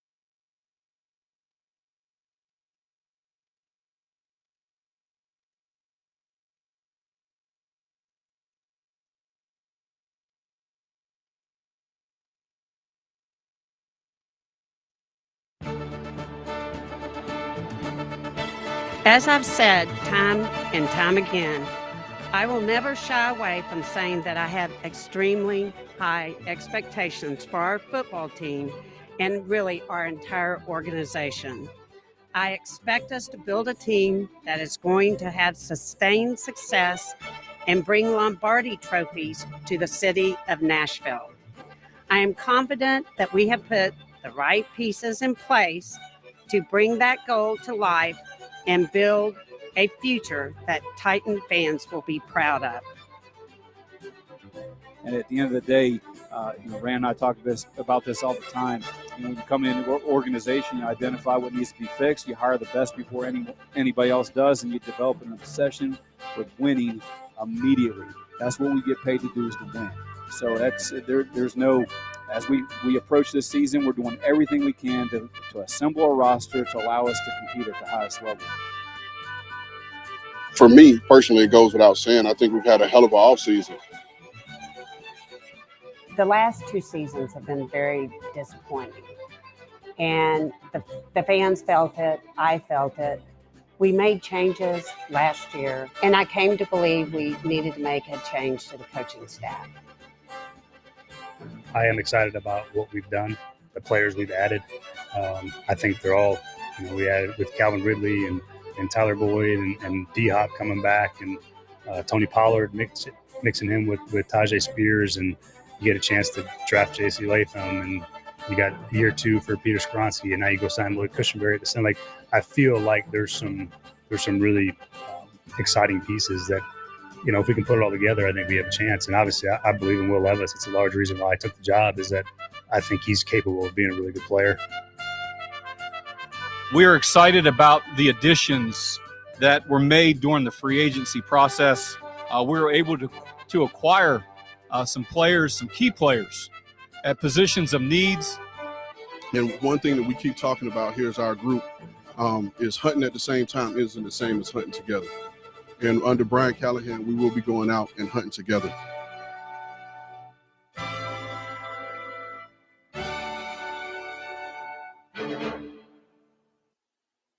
Boy, I tell you, that right there, an all-timer from the offseason. So I have got to say this because I got to get this off my chest. I was listening yesterday, and I don't know if these people are paid by the Titans. I don't know if they're in the bag for the Titans, but they should be ashamed of themselves with a couple of things they said. Number one, I heard, hey, Mike Vrabel made all the picks last year. This was Rand Carthon's first draft. That's not true. Now, look, did Vrabel have a certain amount of power? Were they collaborating and working together? Yeah, that's true. They were. If Vrabel absolutely didn't want to do something, then it would have behooved Rand to say, okay, well, let's go back to the drawing board and discuss it some more. But Mike Vrabel did not make the picks, which it's now being, and I heard, trust me, I know Vrabel was making the picks. That's not true. In fact, let's go back to the draft, the 2023 draft, the draft where Vrabel made all the picks. For the Rand Club out there that's like, you can't judge him on the draft where he took the guard who sucks, the quarterback who's terrible, and the running back who never plays. Don't be mad at Rand for that. Let's go back to that. This was the night that Will Levis and Tajay Spears were drafted. And the media asked a lot of questions because obviously Will Levis, very polarizing draft prospect. So they were asking questions about the decision-making and the interceptions and the injuries, and the Tajay Spears gets picked. Ian Rappaport on NFL Network goes, yeah, teams were scared by this guy because he doesn't have an ACL. So they start getting peppered with questions because everybody's like, hold on, wait a minute. What? Now, if they weren't your picks at all, if you were just there, if you were just hired to be Mike Vrabel's yes man, if that was the case, if that's the case, then do you think you'd react like this? I just want to say something real quick. Today and as yesterday, these kids are living their dreams, right? Having their name called, realizing a dream and being drafted. And I don't want these interactions between us to always feel like we got to take a negative turn. And, this should be a joyous moment for us to praise these kids. This is a moment these kids are going to see this, and this is a moment for them and their families to rejoice in, because it's only going to happen once. We joked, earlier about Jim and I joked earlier about me not being drafted. You know what I mean? And that's a moment, in my career I can never get back. Coach was drafted in the 3rd round. That's a moment he'll always remember. So let's keep that in mind, when we're talking about these kids and where they've come from and because a lot of these kids have overcome a lot, to get to this point. So let's keep that in mind in moments like this. There'll be other times to critique what they've done. These kids haven't even stepped on the NFL field yet. So let's keep that in mind. This is a moment for them and their families to have something to be proud of and enjoy this moment. That sound like someone who didn't make those picks? By the way, the guy that the Rand Club is now accusing of making those picks, Mike Vrabel, about 7 minutes later just said, if the night you get drafted is the best night of your life, you probably didn't have a very good NFL career. Even Vrabel thought that was stupid. You're telling me now that Rand didn't have a say in those picks? Rand made those picks. The only thing Vrabel could do is if something was about to go haywire, like, I don't know, a potential trade on draft night with the Denver Broncos that would have been just a horrendous trade, just using that as a hypothetical. Vrabel could have stepped in and said, whoa, no. And then they would have had to go back to the drawing board. That is the collaboration. Again, just a hypothetical there. The other thing is this. We are rebuilding, Jared. We are rebuilding. There's a lot of talk. San Francisco, they rebuilt and it took them time. Detroit, they rebuilt and it took them time. Yeah, did those teams spend $230 million the offseason before they went to go play ball? When San Francisco rebuilt, Kyle Shanahan had Brian Hoyer at quarterback, didn't study the 2017 quarterbacks because he knew he was going to sign Kirk Cousins the next year. He knew it. Like, he knew that he was going to do that. Then they ended up trading for Garoppolo. But that's such a false equivalency. That is not what they promised. That is not what they signed up for. And so now it's all revisionist history. Now it's, we're terrible, but we can fix it. It was, hey, we're going to give you a team to be proud of. Now you're the worst in the league. Well, we'll fix it. Okay. Yeah, that makes a lot of sense. Okay, great. 615-737-1025 is our phone number if you want to weigh in. One text says the Rand experiment is done. Again, let's not forget, Brinker's involved in this too. I want Brinker out of here too. Like, not just Rand. What I'm scared to death of, and I really believe that yesterday was the moment for Amy where she sat up there in the box in Detroit and with Sheila Ford Hamp and said, you know what, these guys do not know if the ball is pumped or stuffed. I really believe that. But what I am scared of is the idea that they fire Carthon and then they leave Brinker in place. I don't want any part of that. Text says the ignorance is too much. How hard is it to admit you were wrong and begin to think in a different manner? Also, Callahan is a good planner, but once the first 2 drives are over, all bets are off. We need a new GM and head coach.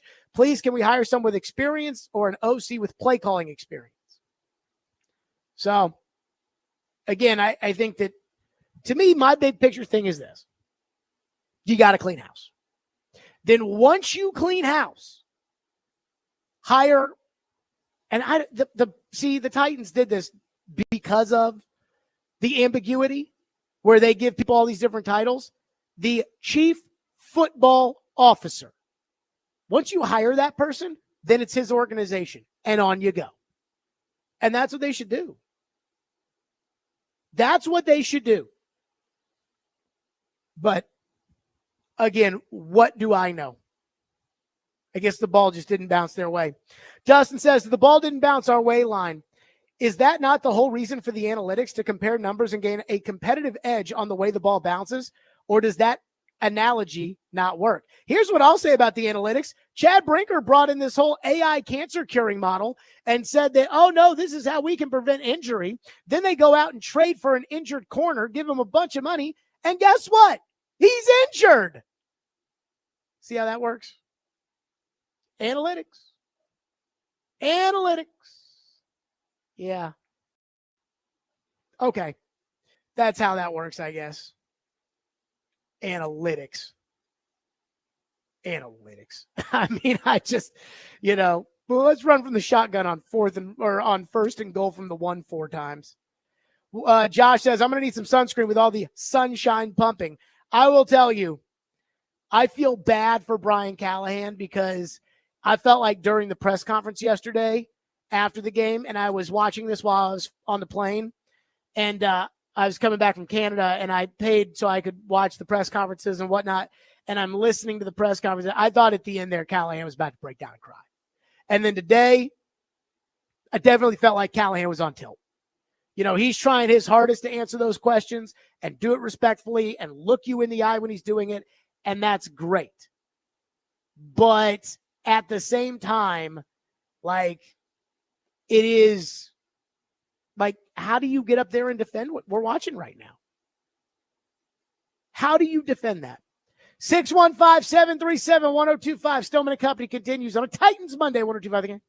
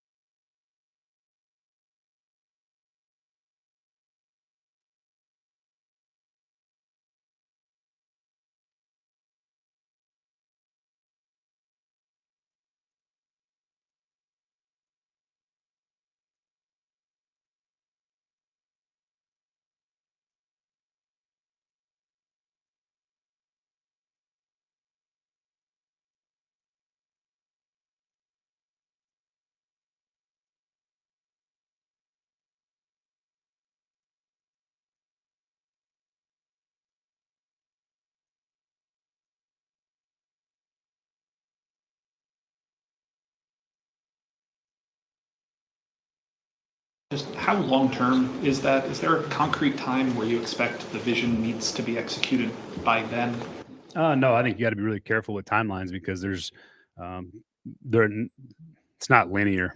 You know what I mean? It's not, you're not just constantly doing this. There's dips, and then it doesn't always just go right the way you expect it to go. So you have to be mindful of what you put on it. But I think there's lots of examples around the league of how you can go about that in a relatively quick manner. The team we just played is one of them. Cincinnati was that way, and San Francisco. There's teams that show you that it's there's a relative idea of what you'd like it to look like, and it's those are the things that you try to match it up with and hope that you can do the same thing. Brian Callahan's not put a timeline on this because he knows if I put a timeline on how long it's going to take for us to become a winning team, if I fail to meet that timeline, no one's going to want to hear 4 years because you're not going to get 4 years. It's the NFL. He knows that.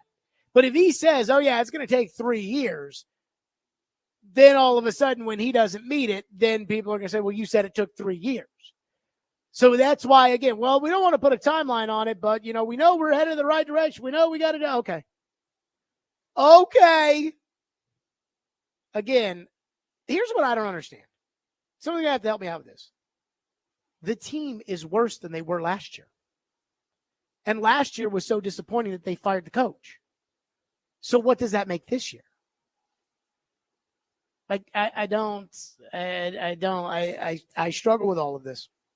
I do. By the way, I just want to get this out of the way. Yesterday when Jahmyr Gibbs had his 70-yard touchdown run where he was untouched, but let me say this, Jahmyr Gibbs, and I've always liked Jahmyr Gibbs. I did not like the fact that he dropped the football against Tennessee.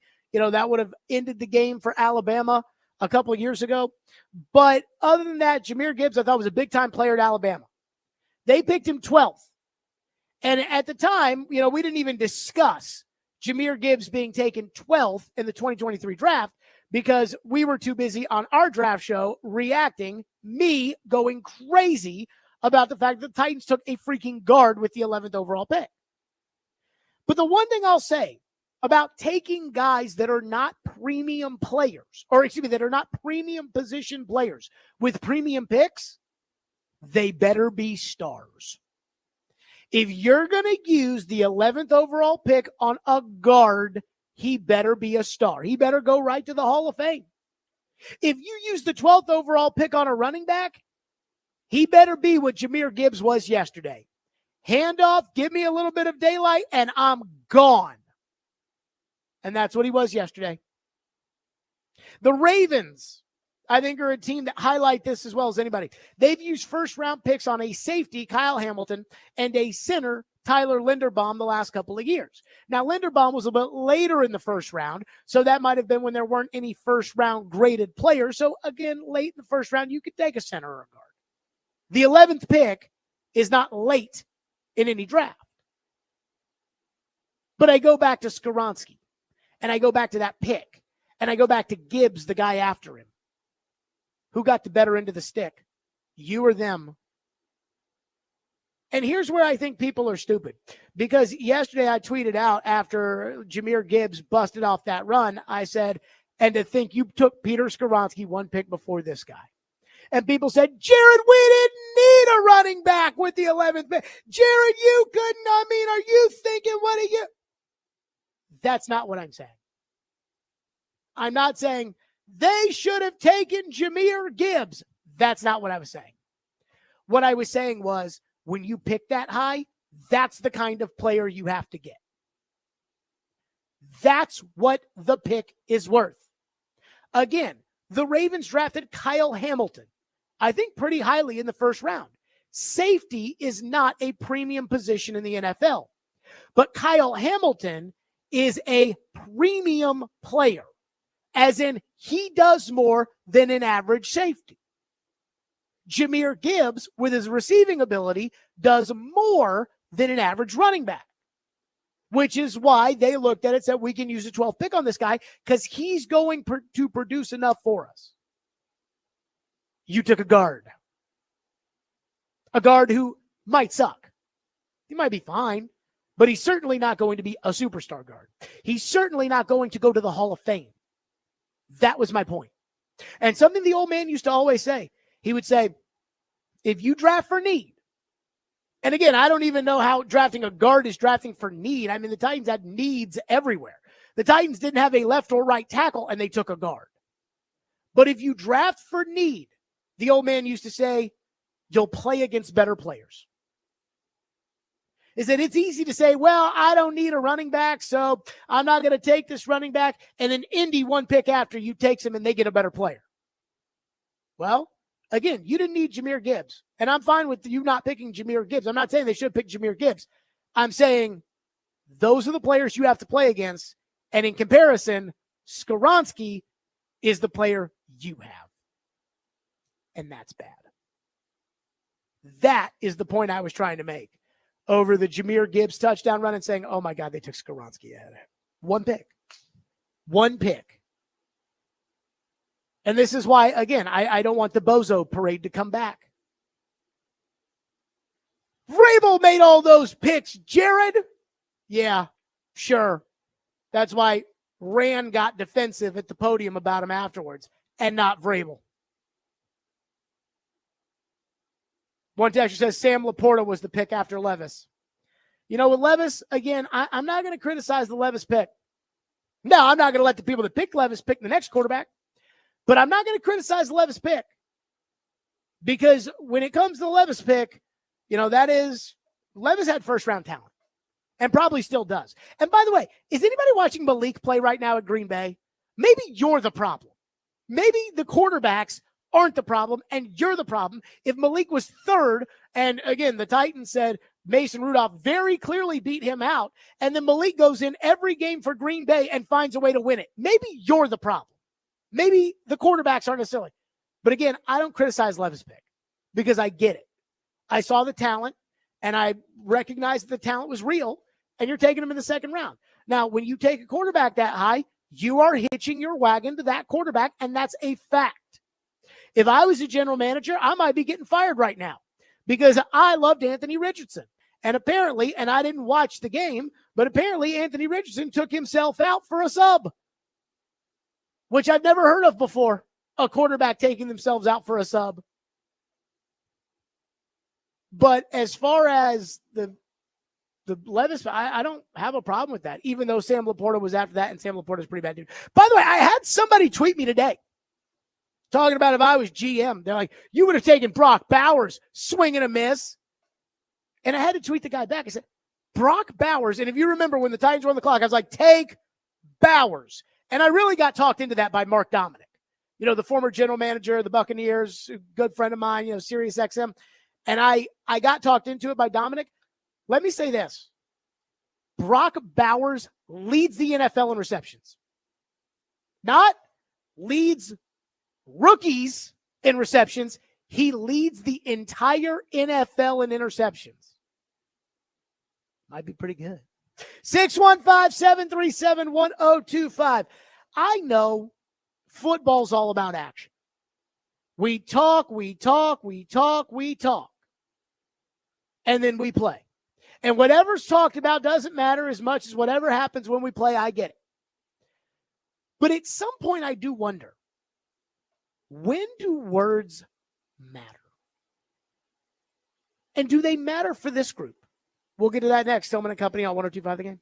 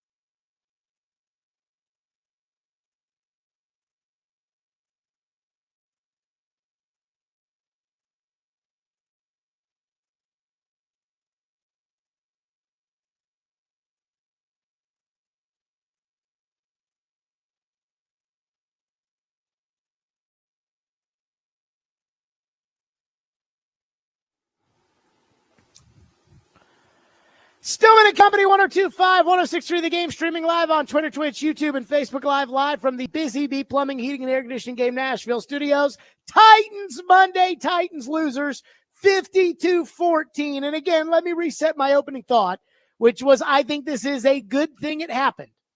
It was as bad as it could have got, and I'm glad it was that way. Why? Because now you can't deny it. Now you can't say, oh, no, if this hadn't happened, or if we had another quarter, or, oh, we were so close, or you can't blame Will Levis. He didn't play. You can't deny the coaching is bad. The roster is bad. The players are bad. You can't deny it. It is what it is. You're bad. If you're not the worst team in the league, you're the second worst team in the league. One texter said, hell, I say we celebrate because for the first time, and I don't know how long, the Titans finally can't let us down as fans because at this point we want them to lose. And that's how I feel. Leave no doubt. I heard Robbie Stanley last week say, you can't fire everybody, and then said, but if they're 1-16, I think everything's on the table. Good.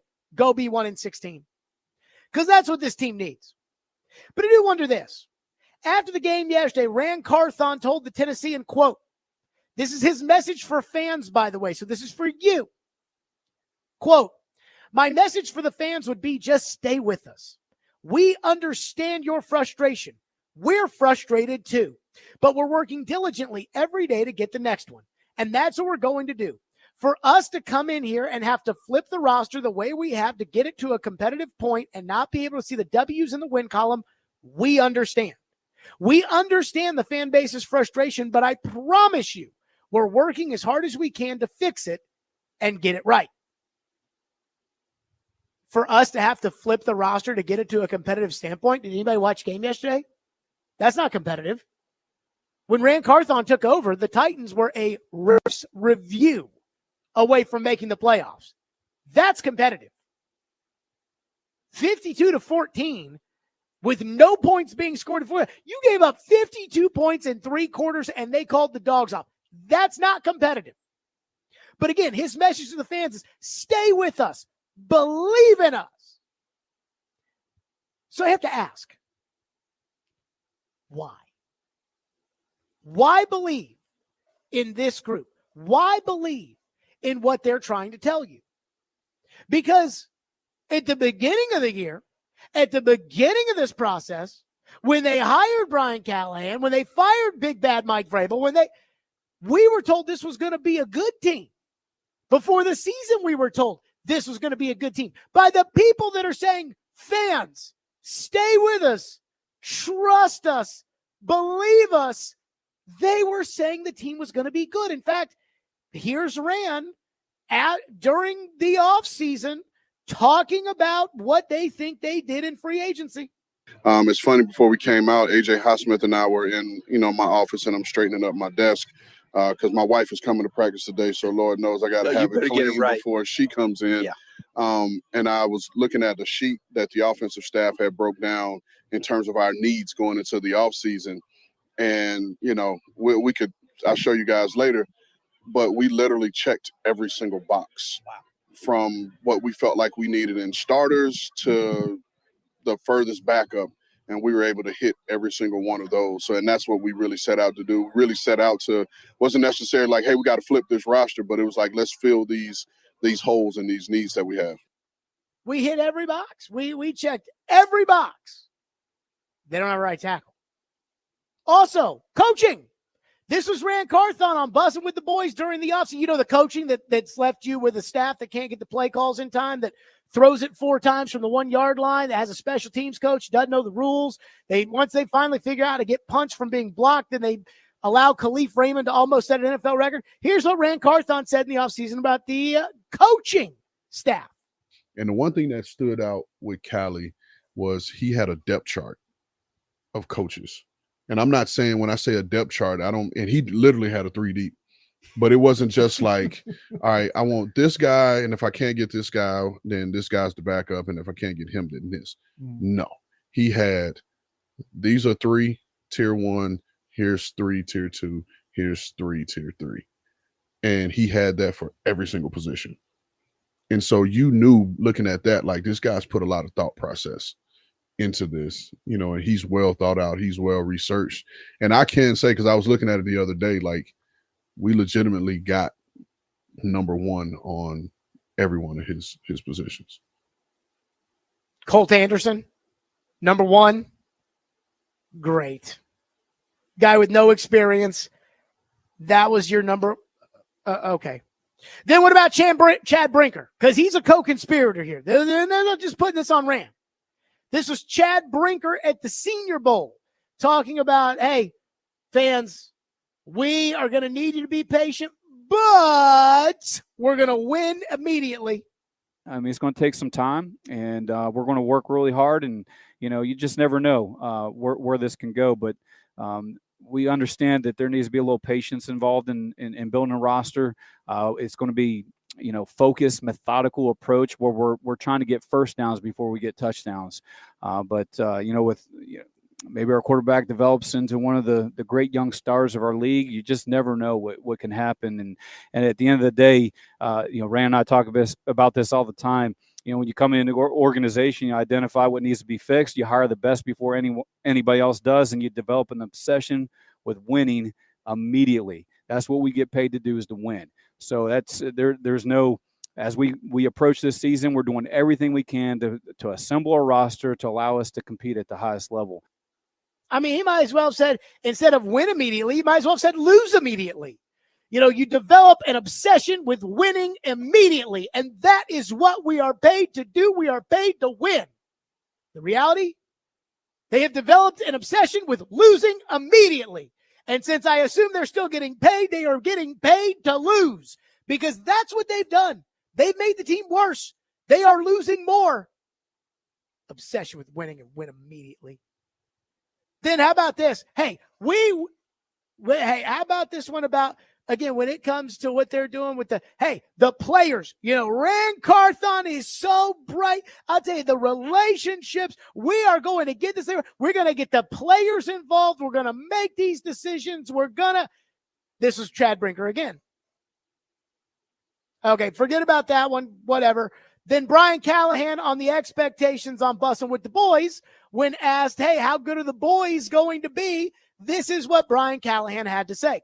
I will say this, though. I am excited about what we've done, the players we've added.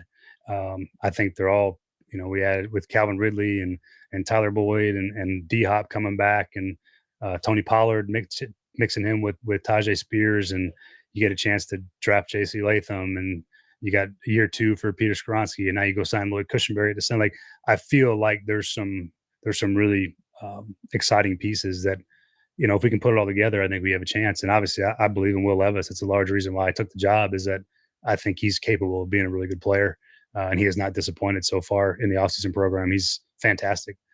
Does everything you ask the way you want it, and I'm excited to see what we have. I'll leave it at that. I think we can put together a competitive football team. Okay, so the general manager says they hit every need. They said that the depth chart on the coaches were so good they got the number one choice every time, except for the fact that they didn't have a right tackle, and the special teams coach is a complete and total dope. The president of football operations said they need to win immediately. They've done the opposite, and the head coach said they had high expectations. So here we are. That doesn't sound like guys who think their team is either the worst or second worst team in the NFL. Which means one of two things happened. Either one, you lied. Either you knew this team was going to be bad, and you see this a lot with what's called pump and dump schemes. You see this a lot with pharmaceutical stocks. We've got a drug, Smithalaxaprone, whatever. We know it's not going to work. But what we do is we start selling this to people saying, hey, our stock, our drug is in the latest, it's got a round to go of trials. This is going to cure cancer. Well, I mean, with Brinker, this is going to cure Alzheimer's. And then people say, oh my God, I want to invest in this right now, because if this is the drug that cures Alzheimer's, I'll be a gajillionaire. Meanwhile, those people sell their stocks. They unload, they make a huge money, they make a huge profit. It doesn't pass the trials, and everybody that invested lost their money.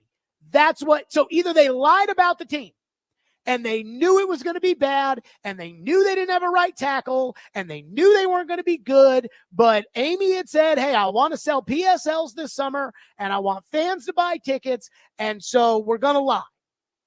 But I don't think that happened. The second option is that they're too stupid to realize that their team wasn't as good as they thought. That's what I think happened.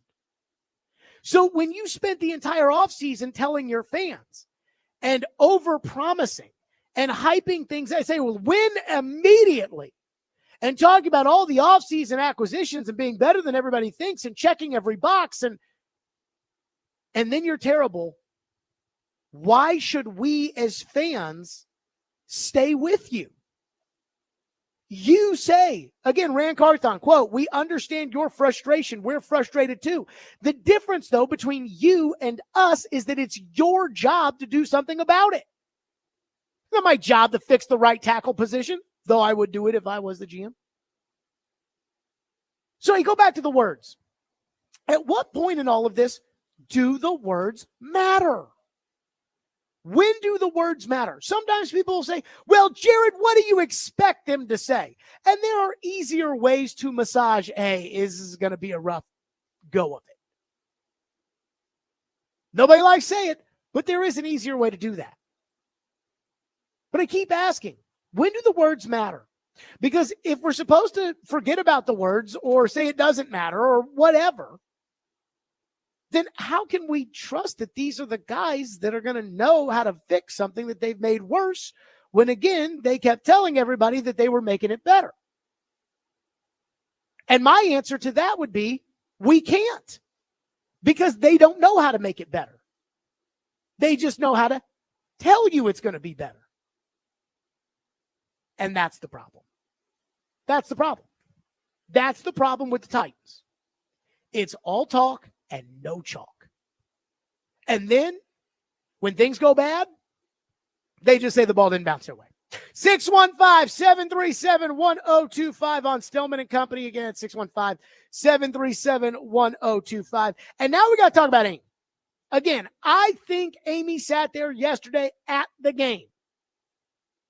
And no matter what her people told her, I think she realized this is not going to work. But I do wonder where the consistency from Amy is supposed to be. We'll do it next. Stillman & Company, 1025 The Game.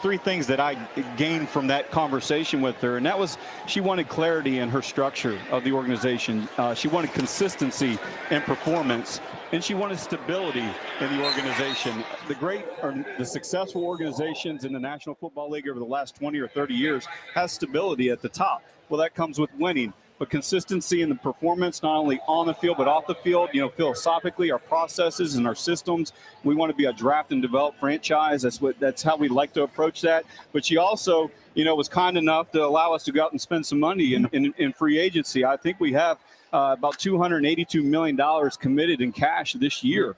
So she's really supported that. And then ultimately the structure that she created here to allow Rand Carthon to do what he really does well. And that's evaluate, build a team, build a roster, work with the coaching staff and the players. And Brian Callahan can focus on the product on the field and just focus on his coaches and allow him to do what he does best.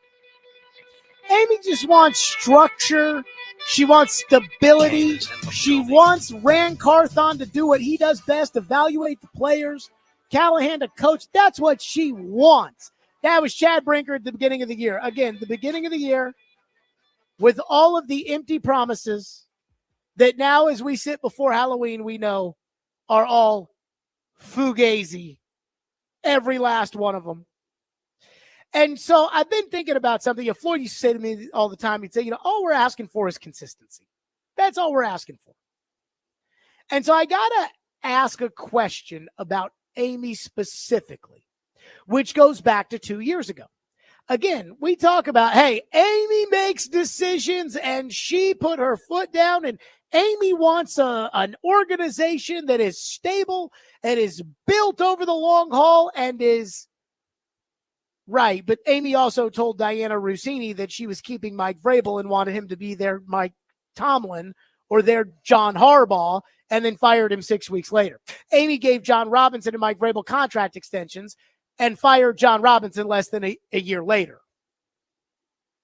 So when it comes to this group, I am convinced that Amy knows these aren't the guys for the job.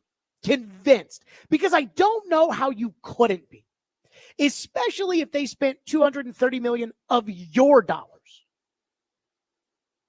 Well, when's Amy going to put her hand up and say, hey, I screwed up. I got to make a change. Because 2 years ago, when she had a team that made the playoffs all the time and she had a team that was in first place and she fired the general manager, a lot of people gave her credit for looking strong with how she did it because she put her foot down. Here's what she said right after she fired John Robinson on, why not wait until after the season? Honestly, I had made the decision. It was time to move forward. There was no reason to go 6, 7, 8 weeks, however long we remain in the season. It was not fair to John. It was not fair to the team.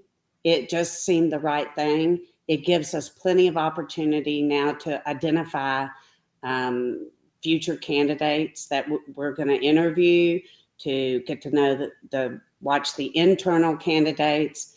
It's, I'm just not that person that's going to sit on a decision like that. Okay. Which takes us to now. You going to do the same thing? Now, let me say this. If I own the team, I wouldn't.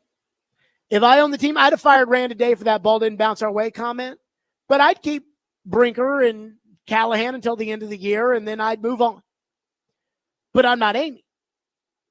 And the reason I played that cut and the reason I bring this up is because I do wonder this. And this is really important if you're going to build a good football team. So I want you to hear this. If you were going to fire John Robinson in the middle of the season when you were in first place because you knew that you were going in a different direction, you had made up your mind, you're not the kind of person that once you make up your mind, you let things linger. If that was who she was 2 years ago, why is she not considering firing these guys right now? Why is she not doing it? And the reason I bring this up is because of this. This is the important part. If it's not that, then it tells me that the decision that she made to fire John Robinson wasn't really about football. It tells me the decision to fire John Robinson was about power. And that is a big, big, big problem at the ownership level. That is a big problem, that the owner, to feel that she has power over her organization, feels like she has to fire the general manager at the least convenient time possible in order to prove a point. And in that case, it's like, okay, well, do you care more about showing everybody that you own this team? Or do you care more about winning? That's the question. Phone line driven by WilsonCountyHyundai.com, 615-737-1025. Matt has been waiting patiently and is up next here on our program. Matt, thank you for calling. Matt, thank you for waiting. Go ahead. Jared, thanks for your time. Just a few quick questions or comments and then a question for you. You know, someone who is a Chicago native, it's funny the deja vu that I hear when I'm hearing quarterback issues, offensive line issues, GM issues, ownership issues, right? So I'm afraid if they can't turn this around, you guys are really in it. But here's the thing. Being as how void the Titans are as far as offensive talent is concerned, and really not being able to have an identity, what do you think you would do to be able to help this team kind of form any positive identity moving forward on the offensive side? Kind of so going are you talking into about the 2024 2024 season? So are you talking about what would I do for the rest of the 24 season? Yeah, exactly. I don't care. This season's a lost cause for me. Thank you for your call. It is, but I you gotta mean, do ask something. yourself this. Again, go back to the last time the Titans had this reset. Back when, again, Steve Underwood was there and Floyd Reese was alive, and they could call Floyd and say, who should we? The end of the 2020 or the end of the 2015 season was a means to an end. Like, it was a trudge. They fired Ken Wisenhunt roughly about this time. It was on a Tuesday, which, by the way, Tuesday is Amy's day to fire people. Robinson, Wisenhunt, Vrabel, all fired on Tuesday. Malarkey was fired on a Monday. So again, keep your eyes open for tomorrow, because that's when Amy fires people. But when they fired Ken Wisenhunt and they made Mike Malarkey the interim coach, it wasn't like, hey, we really have plans for the rest of this year. It was like, hey, we want to get Marcus some snaps and we don't want to get him killed. Can you do that? Yeah, I can try. That's what it was. This year's over. I mean, again, like they know it. They're trading guys away. Arden Key played the best game he's ever played yesterday. Why? Because he wants to get traded, probably to the Lions. So I don't care about what happens the rest of this year other than losing and getting the draft pick. And again, to keep losing so that even if Amy talks herself. See, here's what happens. I'm already calling this by Thursday. Jake, will you be around on Thursday? Around here? Yeah. I will be in for the Preds game, but not for your show. Okay. What time's the Preds game on Thursday?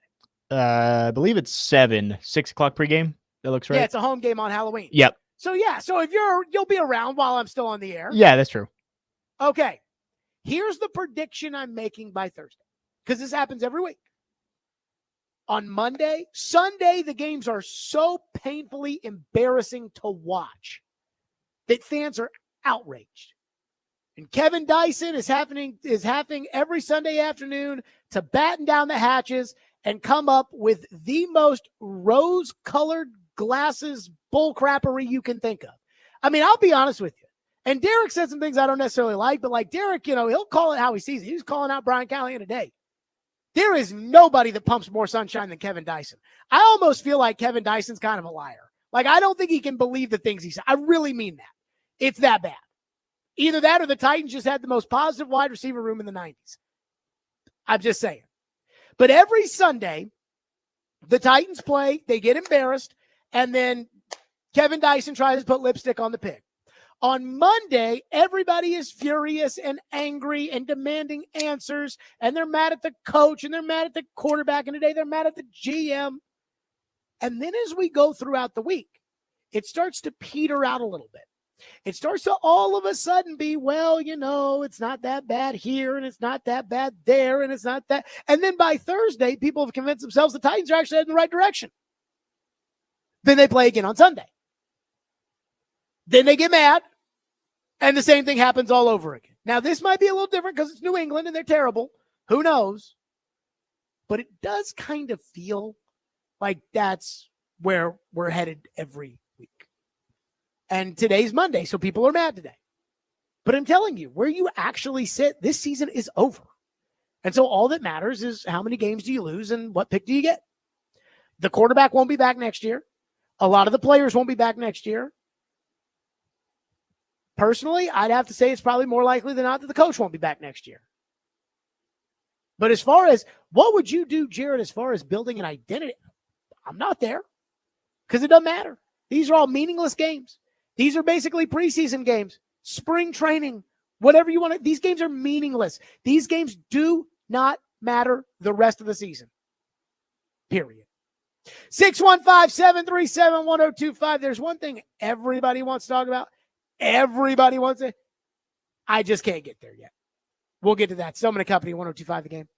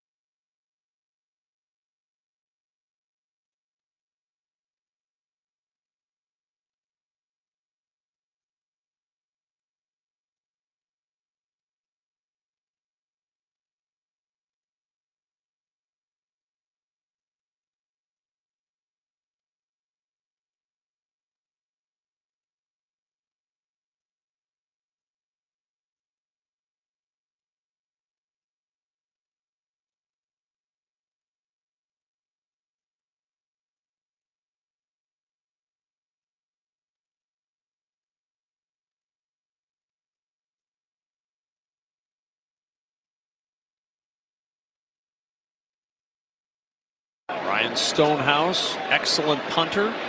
Raymond from the 10-yard line. Raymond has one terrific return already today. Looking for a second. Raymond up the sideline, across the 30. Khalif Raymond, goodbye.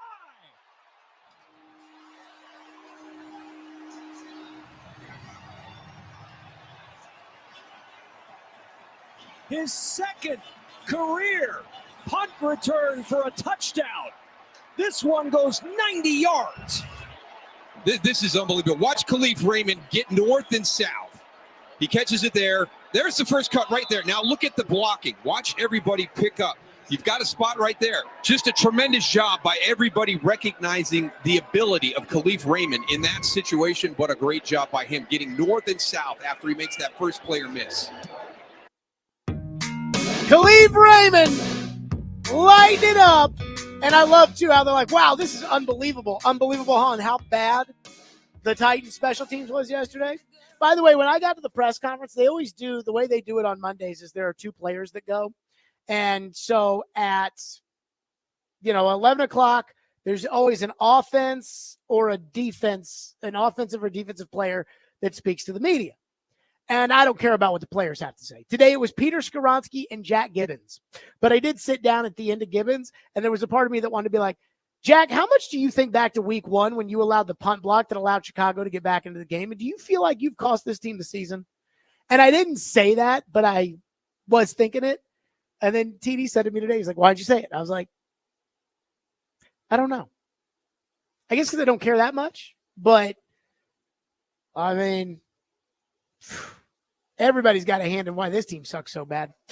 Let's go to your phone, 615-737-1025. One texter says, Rand Carthon is the prime example of fake it until you make it. Now that he is at the top, he is in way over his head. Grade A BSer. He is empty calories, makes people think he knows football, but his knowledge of it is absent. Well, again, as we have learned, the quote from the Tennessean, he does know the shape of the ball.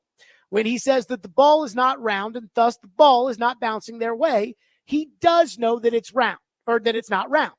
Got to give him credit for that. Here's what I'll say about Rand Brinker. And I think of this about both guys, both individually and collectively. They're snake oil salesmen. They tell you what you want to hear. They give you an impression of something, but it doesn't actually add up. It's not like Bernie Madoff went to all those old people in New York and said, give me all your money. I'm going to flush it down the toilet.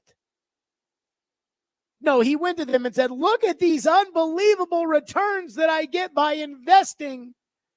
And these old people said, I can make 20% or whatever. I can make all this money. That's what happened. Rand and Chad said, hey, we can build this football team. And then they didn't go get a right tackle. And now they're sitting there saying, no. Stay with us, fans. I love this. We're working diligently every day to get it. What does that mean? We're working diligently every day to get it right? Were you not working diligently before? I just think that, again, these guys, they're Ponzi schemists. They tell you one thing and then they don't deliver. And before you tell me that, well, everybody says when they get hired that they're going to build a team, and everybody agreed. But there are a lot of people that set expectations a lot better than the Titans. There are a lot of people that say, hey, this is going to take us some time. And look, we want incremental improvement. But even then, we've seen in the league that when you rebuild a football team, it takes time. They didn't say that. They said, we checked every box this offseason. And I believe that words should have consequences if you don't back them up. One texter says the Titans roster has slowly gotten worse and needed a hard reboot for a while. But because they were solid for years, the fans and ownership had a few pieces away mentality. It's not just Levis or the offensive line or an offensive problem. It's a whole team is not good problem. So there are a lot of people that sit there and say, it takes forever to build this thing up. Jared, it takes forever to build a football team. Didn't take Washington forever. Didn't take John Robinson forever when he took over this team. In the NFL, you should be turned around by year 2. This is Rand Carthon and Chad Brinker's second year. This idea that the Titans were 6 years away. Because I've been hearing, Dan Campbell was 0-10 his first year. Yeah. Well, Dan Campbell's team traded away a franchise quarterback and had 4 number 1 draft choices to look forward to. You won't even trade away the ability to draft a run-stuffing DT who doesn't hit the quarterback to pick up a second in next year's draft.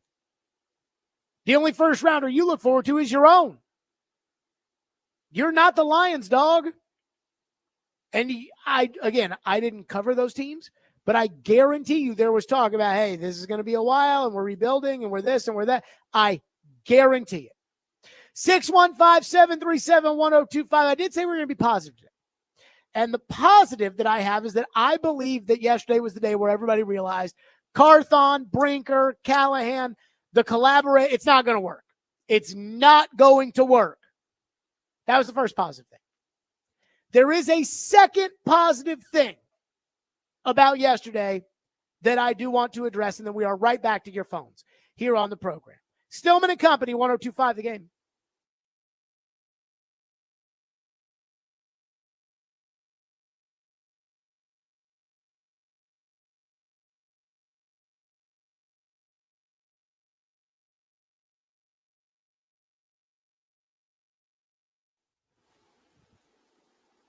Hey, it's Jared for Hiller. I absolutely love Hiller Plumbing, Heating, Cooling, and Electrical. They take great care of my home. They can do the exact same for you. And it is spooky season. Thus, everyone is thinking about Halloween. This month, it's all treats and no tricks with my friends at Hiller. During their spooky good fall giveaway, get a free Blackstone griddle, solo stove, or Yeti Tundra cooler with select home upgrades. Or enjoy $99 specials like HVAC tune-ups and more.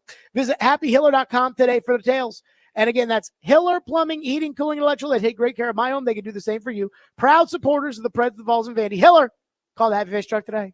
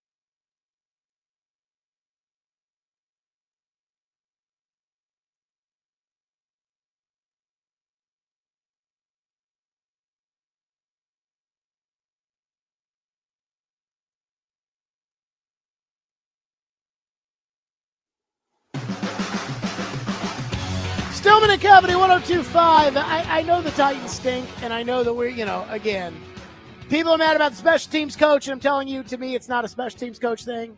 People are mad about the head coach, and I'm like, yes, it does feel like the head coach is in over his head. I'm rooting for the head coach, but betting against him. GM, president, the Fakakta, commission they've put together, owner, that's the problem with the team. And it's not going to get any better this year, and that's okay. But I did say there were two positive things. The first positive thing is yesterday was so bad that you cannot dispute where this franchise is headed. I don't think you can. The second is this. I got to give some credit to Nick Westbrook-Akeen. I do not like this Titans team. And again, I'm not talking about individuals and whether or not they're good people, or I'm not talking about that. But I cannot stand the players on this team. Cannot stand them. The one guy that I just appreciate watching play, and there's a couple of, in this, like Radens has had a really good year and has been through a lot of crap, so I appreciate him. But the guy that I just enjoy watching play is NWI. It doesn't matter how bad the team is. It doesn't matter how good the team is. NWI's out there. It doesn't matter how many guys they've brought in, how many guys they've traded for, drafted, signed for. NWI's out there. It doesn't matter how many people are out there, whether it's NWI or, Burks, or that are getting the reps in practice and he's splitting with them. NWI gets out there and plays. Doesn't matter how many reps they give to Burks during the year. Well, we got to see what we have in a first-round pick. I said, when DeAndre Hopkins got hurt, I said, look, if Burks doesn't prove it in training camp right away, I'm putting NWI in. And everybody's like, no, you got to play Burks. And I went down and I said, okay, to people in the media, I said, you've got to bet your house on who produces more, NWI or Burks. Everybody said NWI. And yet Brian Callahan just kept playing Burks and playing Burks and playing Burks, and Burks kept doing nothing. And here's NWI. And NWI was a free agent at the end of last year, and they brought him back. And NWI was a free agent the year before that, and they brought him back. And NWI is a free agent right now. And I'll say this, I want NWI on the team next year. I am a Nick Westbrook-Akeen supporter, and I enjoy watching him play. And let's say he doesn't come back and goes to another team and does what Khalif Raymond did, or what all these other guys have done. Sam Akawanu, is getting sacks on Sunday Night Football. Malik is winning another game for the Green Bay Packers. All these guys leave here and they end up playing better, and I guess good for them. But if NWI goes somewhere else and becomes a better player, or, you keep seeing a big touchdown caught by NWI, don't be surprised. He is the consummate pro, and I enjoy watching him play. And I just wanted to say that. I just wanted to get that out there. Whatever it may be worth. Somebody says in the YouTube chat, your boy John Robinson, Swiss cheese this roster, Stilly. You never mentioned that. I know it hurt your heart to keep it real. John Robinson missed on the draft. But if John Robinson didn't miss on the draft in 2020, 2021, 2022, these guys wouldn't have jobs. Here's what's happened. They didn't like the mistakes John Robinson made. Again, I didn't like him either. I was against Julio Jones before they made the move, and I was called a hater. The day they signed Jadeveon Clowney, it was Labor Day 2020. I went on News 2 that night with Corey Curtis, and I said, I don't like it. He never sacks the quarterback. I don't like it. And because it was COVID and everybody was stuck at home, I guess everybody was watching, and people were furious with me. So there were a lot of moves that were made I didn't like. And I got criticized by you, the fans. But again, their job was to fix the roster, not make it worse. They've made it worse. It's simple. Again, you won 6 games last year. Right now, you might win 2. You're worse. John Robinson, you were in first place. That's not good enough. We're going to bring somebody in here to do better. And instead, they've done worse. And you're putting it on him. And I just don't believe in that.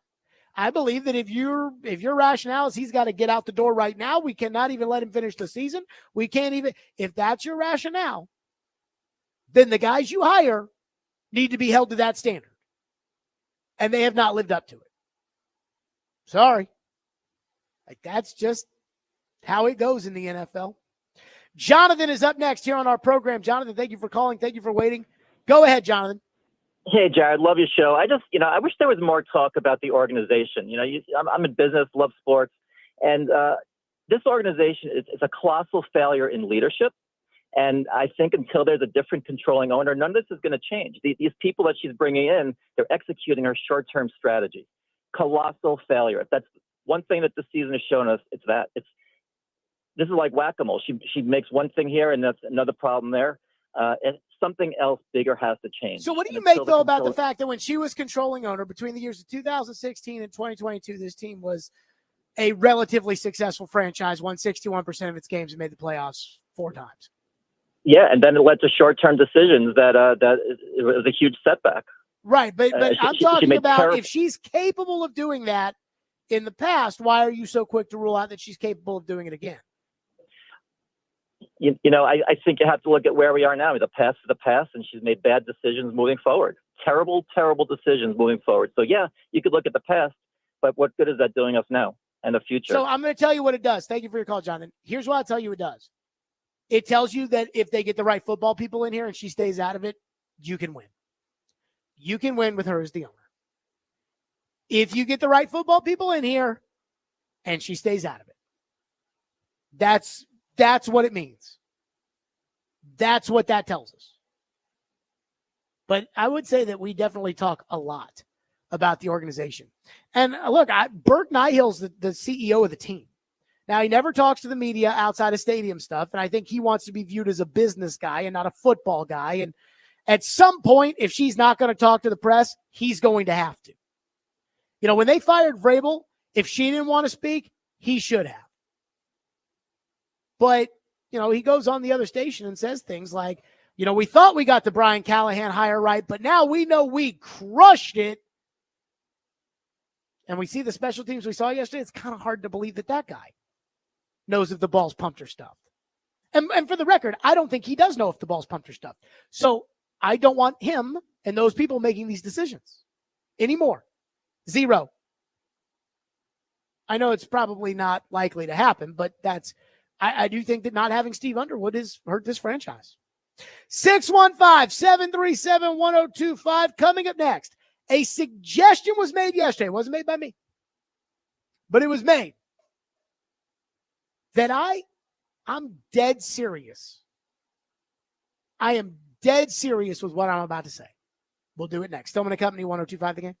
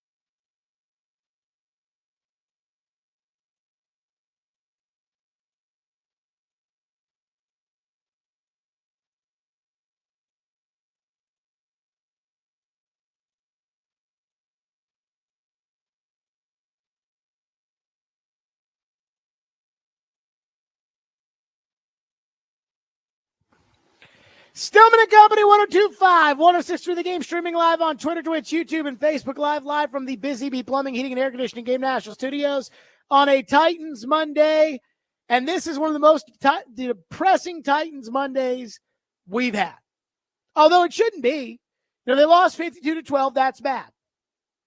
But we knew it was going to be bad. I said on Friday, I hope it's 100-0 because this franchise will not change until the owner realizes the snake oil salesman that she's hired to run this operation don't know what they're doing.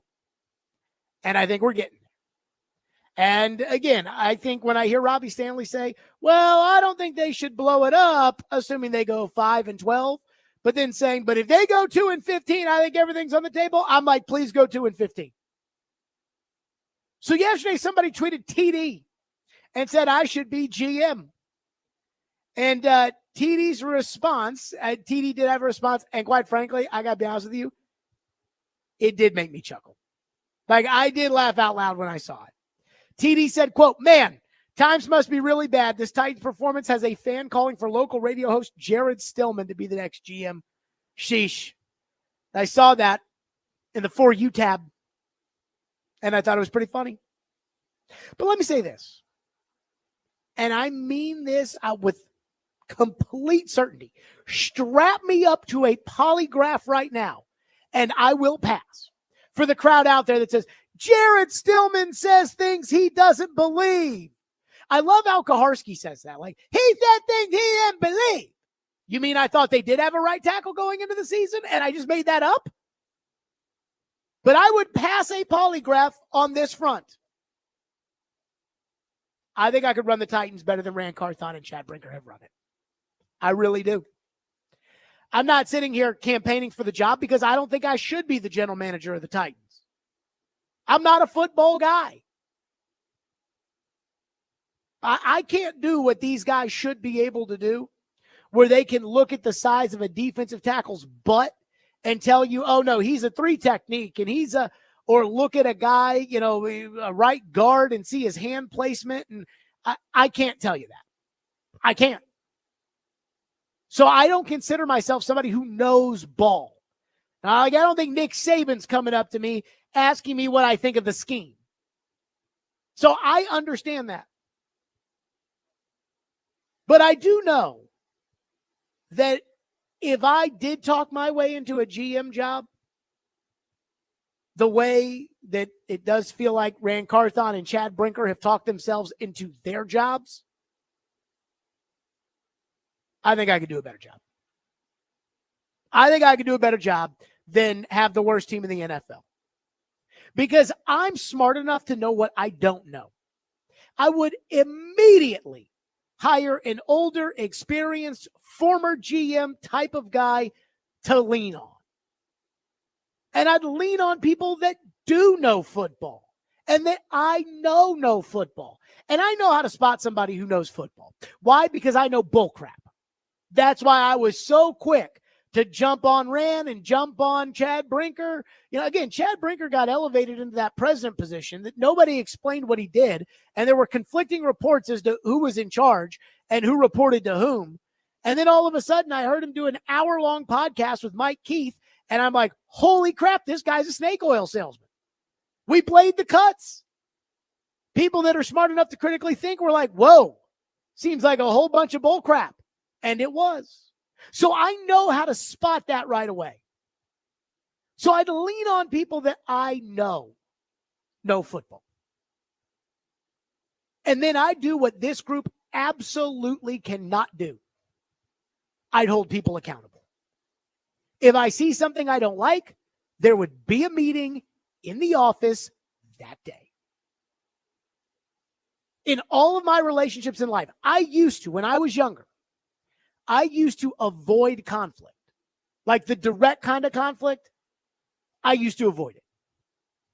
Well, you know, I'm mad about this, but I don't want to bring it up, and I don't want to know what's that. Now, I don't go looking for it, but if there's something I need to address, I'll do it. And I'm not going to worry about it. If there's something I want to know, I'll ask. And I'm not going to worry about it. And I think in order to hold others accountable, I think You got to have that mentality. I also kind of carry the line of, how can I ask other people to be accountable if I'm not accountable myself? In fact, when we hired Caroline, there was a Mike Vrabel press conference, and I didn't ask a question that I wish I had asked. And I decided to make a topic out of it, in which I talked about how I didn't ask this question, and how upset I was that I didn't ask this question. And I did it because I wanted Caroline, who was kind of new to the operation at the time, I wanted her to see, hey, I'll be hard on you, but I'll be hard on me too. Because I believe that you have to do that in order to hold people accountable. If I think I need to have a hard talk with a coach, I'll do it. I also, again, there are things that I do feel are important to me that this group did not find important. Let's go to the coaching staff. If you're going to hire a first-year head coach who has never called a play, he's got to have veteran coaches on the staff, preferably at the coordinator positions. They can't get the play calls in time. Do you think if he had a veteran offensive coordinator instead of Nick Holtz, that they'd be able to get those on in time? I wanted the Titans to keep Tom Quinn. You probably don't even know who Tom Quinn is. I want the Titans to keep Tom Quinn as a special teams coach. Why? Because he had a decade of experience running the Giants special teams. I wanted Brian Callahan to hire him and just say, hey, man, you got special teams, and that way you're an experienced guy. You know, we'll stay in touch, but you got it. Not this bozo that's never done it before. Well, he played in the NFL, Brian Callahan said today. Great. So did Chris Sanders. And I love Chris Sanders, but I don't want him coaching special teams at the NFL level. I do love you, Chris. So again, I believe that it's so bad right now, and it is so incompetent right now, that I actually think I could do better. Will we be good? Probably not. I mean, everybody thinks they'd be good. Everybody's like, I can do it. Mike Vrabel thought he could be GM, and I know Mike Vrabel couldn't be GM. So again, if I was GM, would we be good? Probably not. But I think we'd be better than it is now, because right now you're the worst team in the league. You know I would. You think Nicholas Petit Frere, Jake, a.k.a. PT. You think PT would have been starting at right tackle for this team if I was the general manager? And again, I would have told Brian Callahan at the end of the day, well, hire who you want to hire on your coaching staff. But you know, I really do think we need some more experience on this coaching staff. And most importantly, when it comes to accountability, which I think is really important if you're going to be good at anything, much less a football team, I'd be accountable both in front of a camera and inside the building. It wouldn't be this Q&A in the Tennessean kind of, no. There'd be a press conference with things going the way they're going, and I'd take ownership. Again, I've been around long enough, not just football, but just around, high stakes business long enough to know the last thing you do is get up and make promises you can't keep. That's what they did. So I'm not telling you that I think I'd be a good general manager, because I don't think I would be. But I truly believe that I would be better than what they have now. That's not about me. That's about them. Robbie Stanley just sent me a text and said, or a tweet and said, are you spending a segment talking about you being a GM? No, I'm talking about how bad it is here now. And ask yourself this. Do you think I could have done worse? And I don't think so. 615-737-1025 is the phone number here on Stillman Company. And there are some things that I would do if I was GM, which we'll get to. Caleb is up next, though, here on our program. Caleb, thank you for waiting. Go ahead, Caleb. Yes, Jared, I love the show. Hey, I was going to ask you, there's probably a couple different ways to ask this question, but the percentage of success. I could do a Titans version, and then I could do a NFL teams version.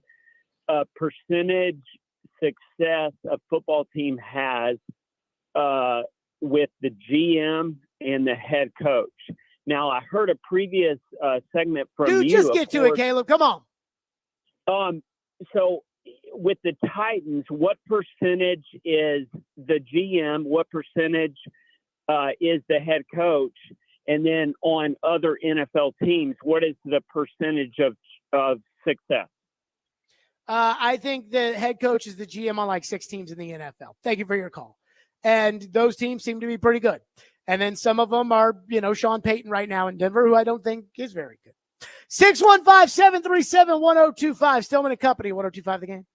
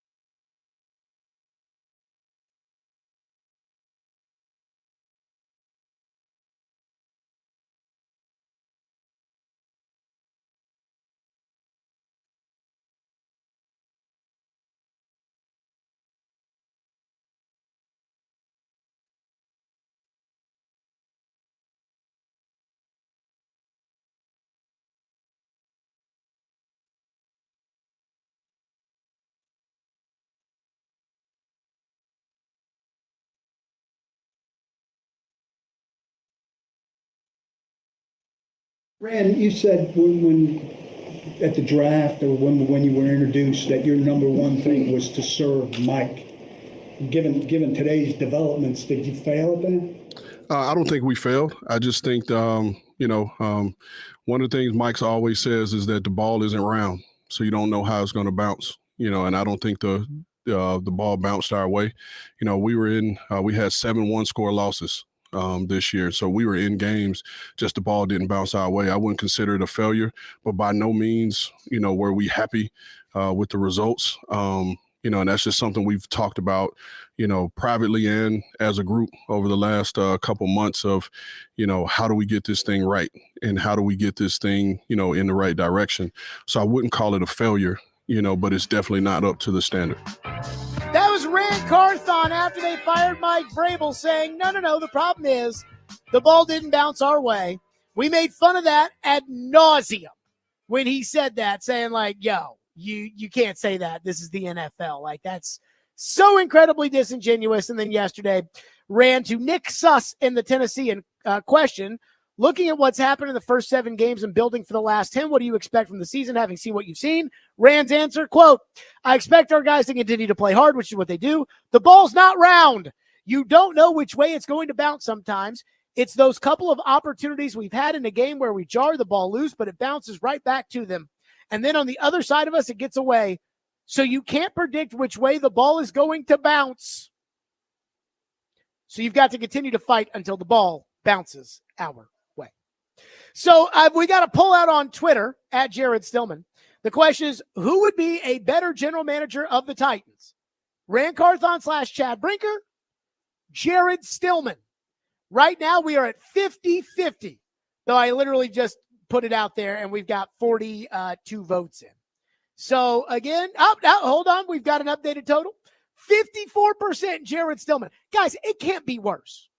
But since it is campaign season, I am here to make my campaign promises as GM of the Titans. Give me the first one, Jay. Number one, I'm hiring a veteran general manager to be the senior football strategist. Assistant GM is kind of a position for aspiring general managers. I'm not looking for that. I'm looking for someone who I can rely on with knowledge and experience, know-how, and that can be a sounding board and really help guide me in the right direction. So if it was Jared Stillman with, say, Thomas Dimitrov as his senior football strategist, don't you think we'd miss a lot of potholes? That's the first thing. Number 2. Put him in the cabinet. Number 2, I'm sitting down with Brian Callahan and deciding if he can articulate what his shortcomings as coach are and where he can get better. I.e., does he know he needs more experience on the coaching staff? He needs to hold more people accountable. And if I don't think he can do that, we're moving on. Simple as that. We're moving on. If I don't like the answers I get, I like Callahan, but again, I'm running the football team, not a personality contest, and I need somebody that I think can win. Number 3. I'm keeping Jeffrey Simmons, Harold Landry, and Calvin Ridley and all these other guys. We are building around them for now. Think of them as Jarrell Casey and DeMarco Murray and Brian Arakpo. The Titans needed those guys to kind of lead the way for the Lawans and the Byards and the Henrys and the Tannehills and that's what we're doing with these veteran guys right now. Number 4. We're keeping Dylan Radins and Nick Westbrook-Akeen. I want guys who persevere and earn what they've got on my football team. I like that. I appreciate that. And again, that will be rewarded on Team Stillman. Hey, you show up, you play, you pay. It's as simple as that. You get paid. That's exactly how it'll be for me. Number 5. I want a starting experienced player at every single position before the draft. Now, that doesn't mean a great player at every position, but it means a player that before I go into the draft, I don't have to draft a right tackle because I've got Jermaine Illuminor who has a starting experience there. I don't have to draft a quarterback because I've got Daniel Jones signed as a bridge guy in case the guy I want's not there, the team I want to trade with won't. Again, What I'm not doing is going into the season looking at some Scarbini and saying, please be able to help my team. No. And I'm not going into draft saying, I have to draft running back or I have to draft. We're not doing that either. Starting experienced players at every position before the draft. Number 6. We are expunging the excuse of the ball not bouncing our way from our vocabularies. Look, excuses are valid. Quarterback breaks his leg. The ball didn't bounce our way. No, sir. Number 7. Number 7, I am setting expectations and boundaries with local media, but I'm also enhancing relationships. Everybody who matters will have my phone number and the license to call or text. But I can't be buddies with you. I'm the general manager of the football team. I take care of the local media. The Schefters and those, they wouldn't break every story. But, again, there'd be boundaries. And that's my platform. The campaign promises of Tennessee Titans general manager Jared Stillman. Again, not saying the ball wouldn't bounce our way. With that, it's time for Preds Game Day.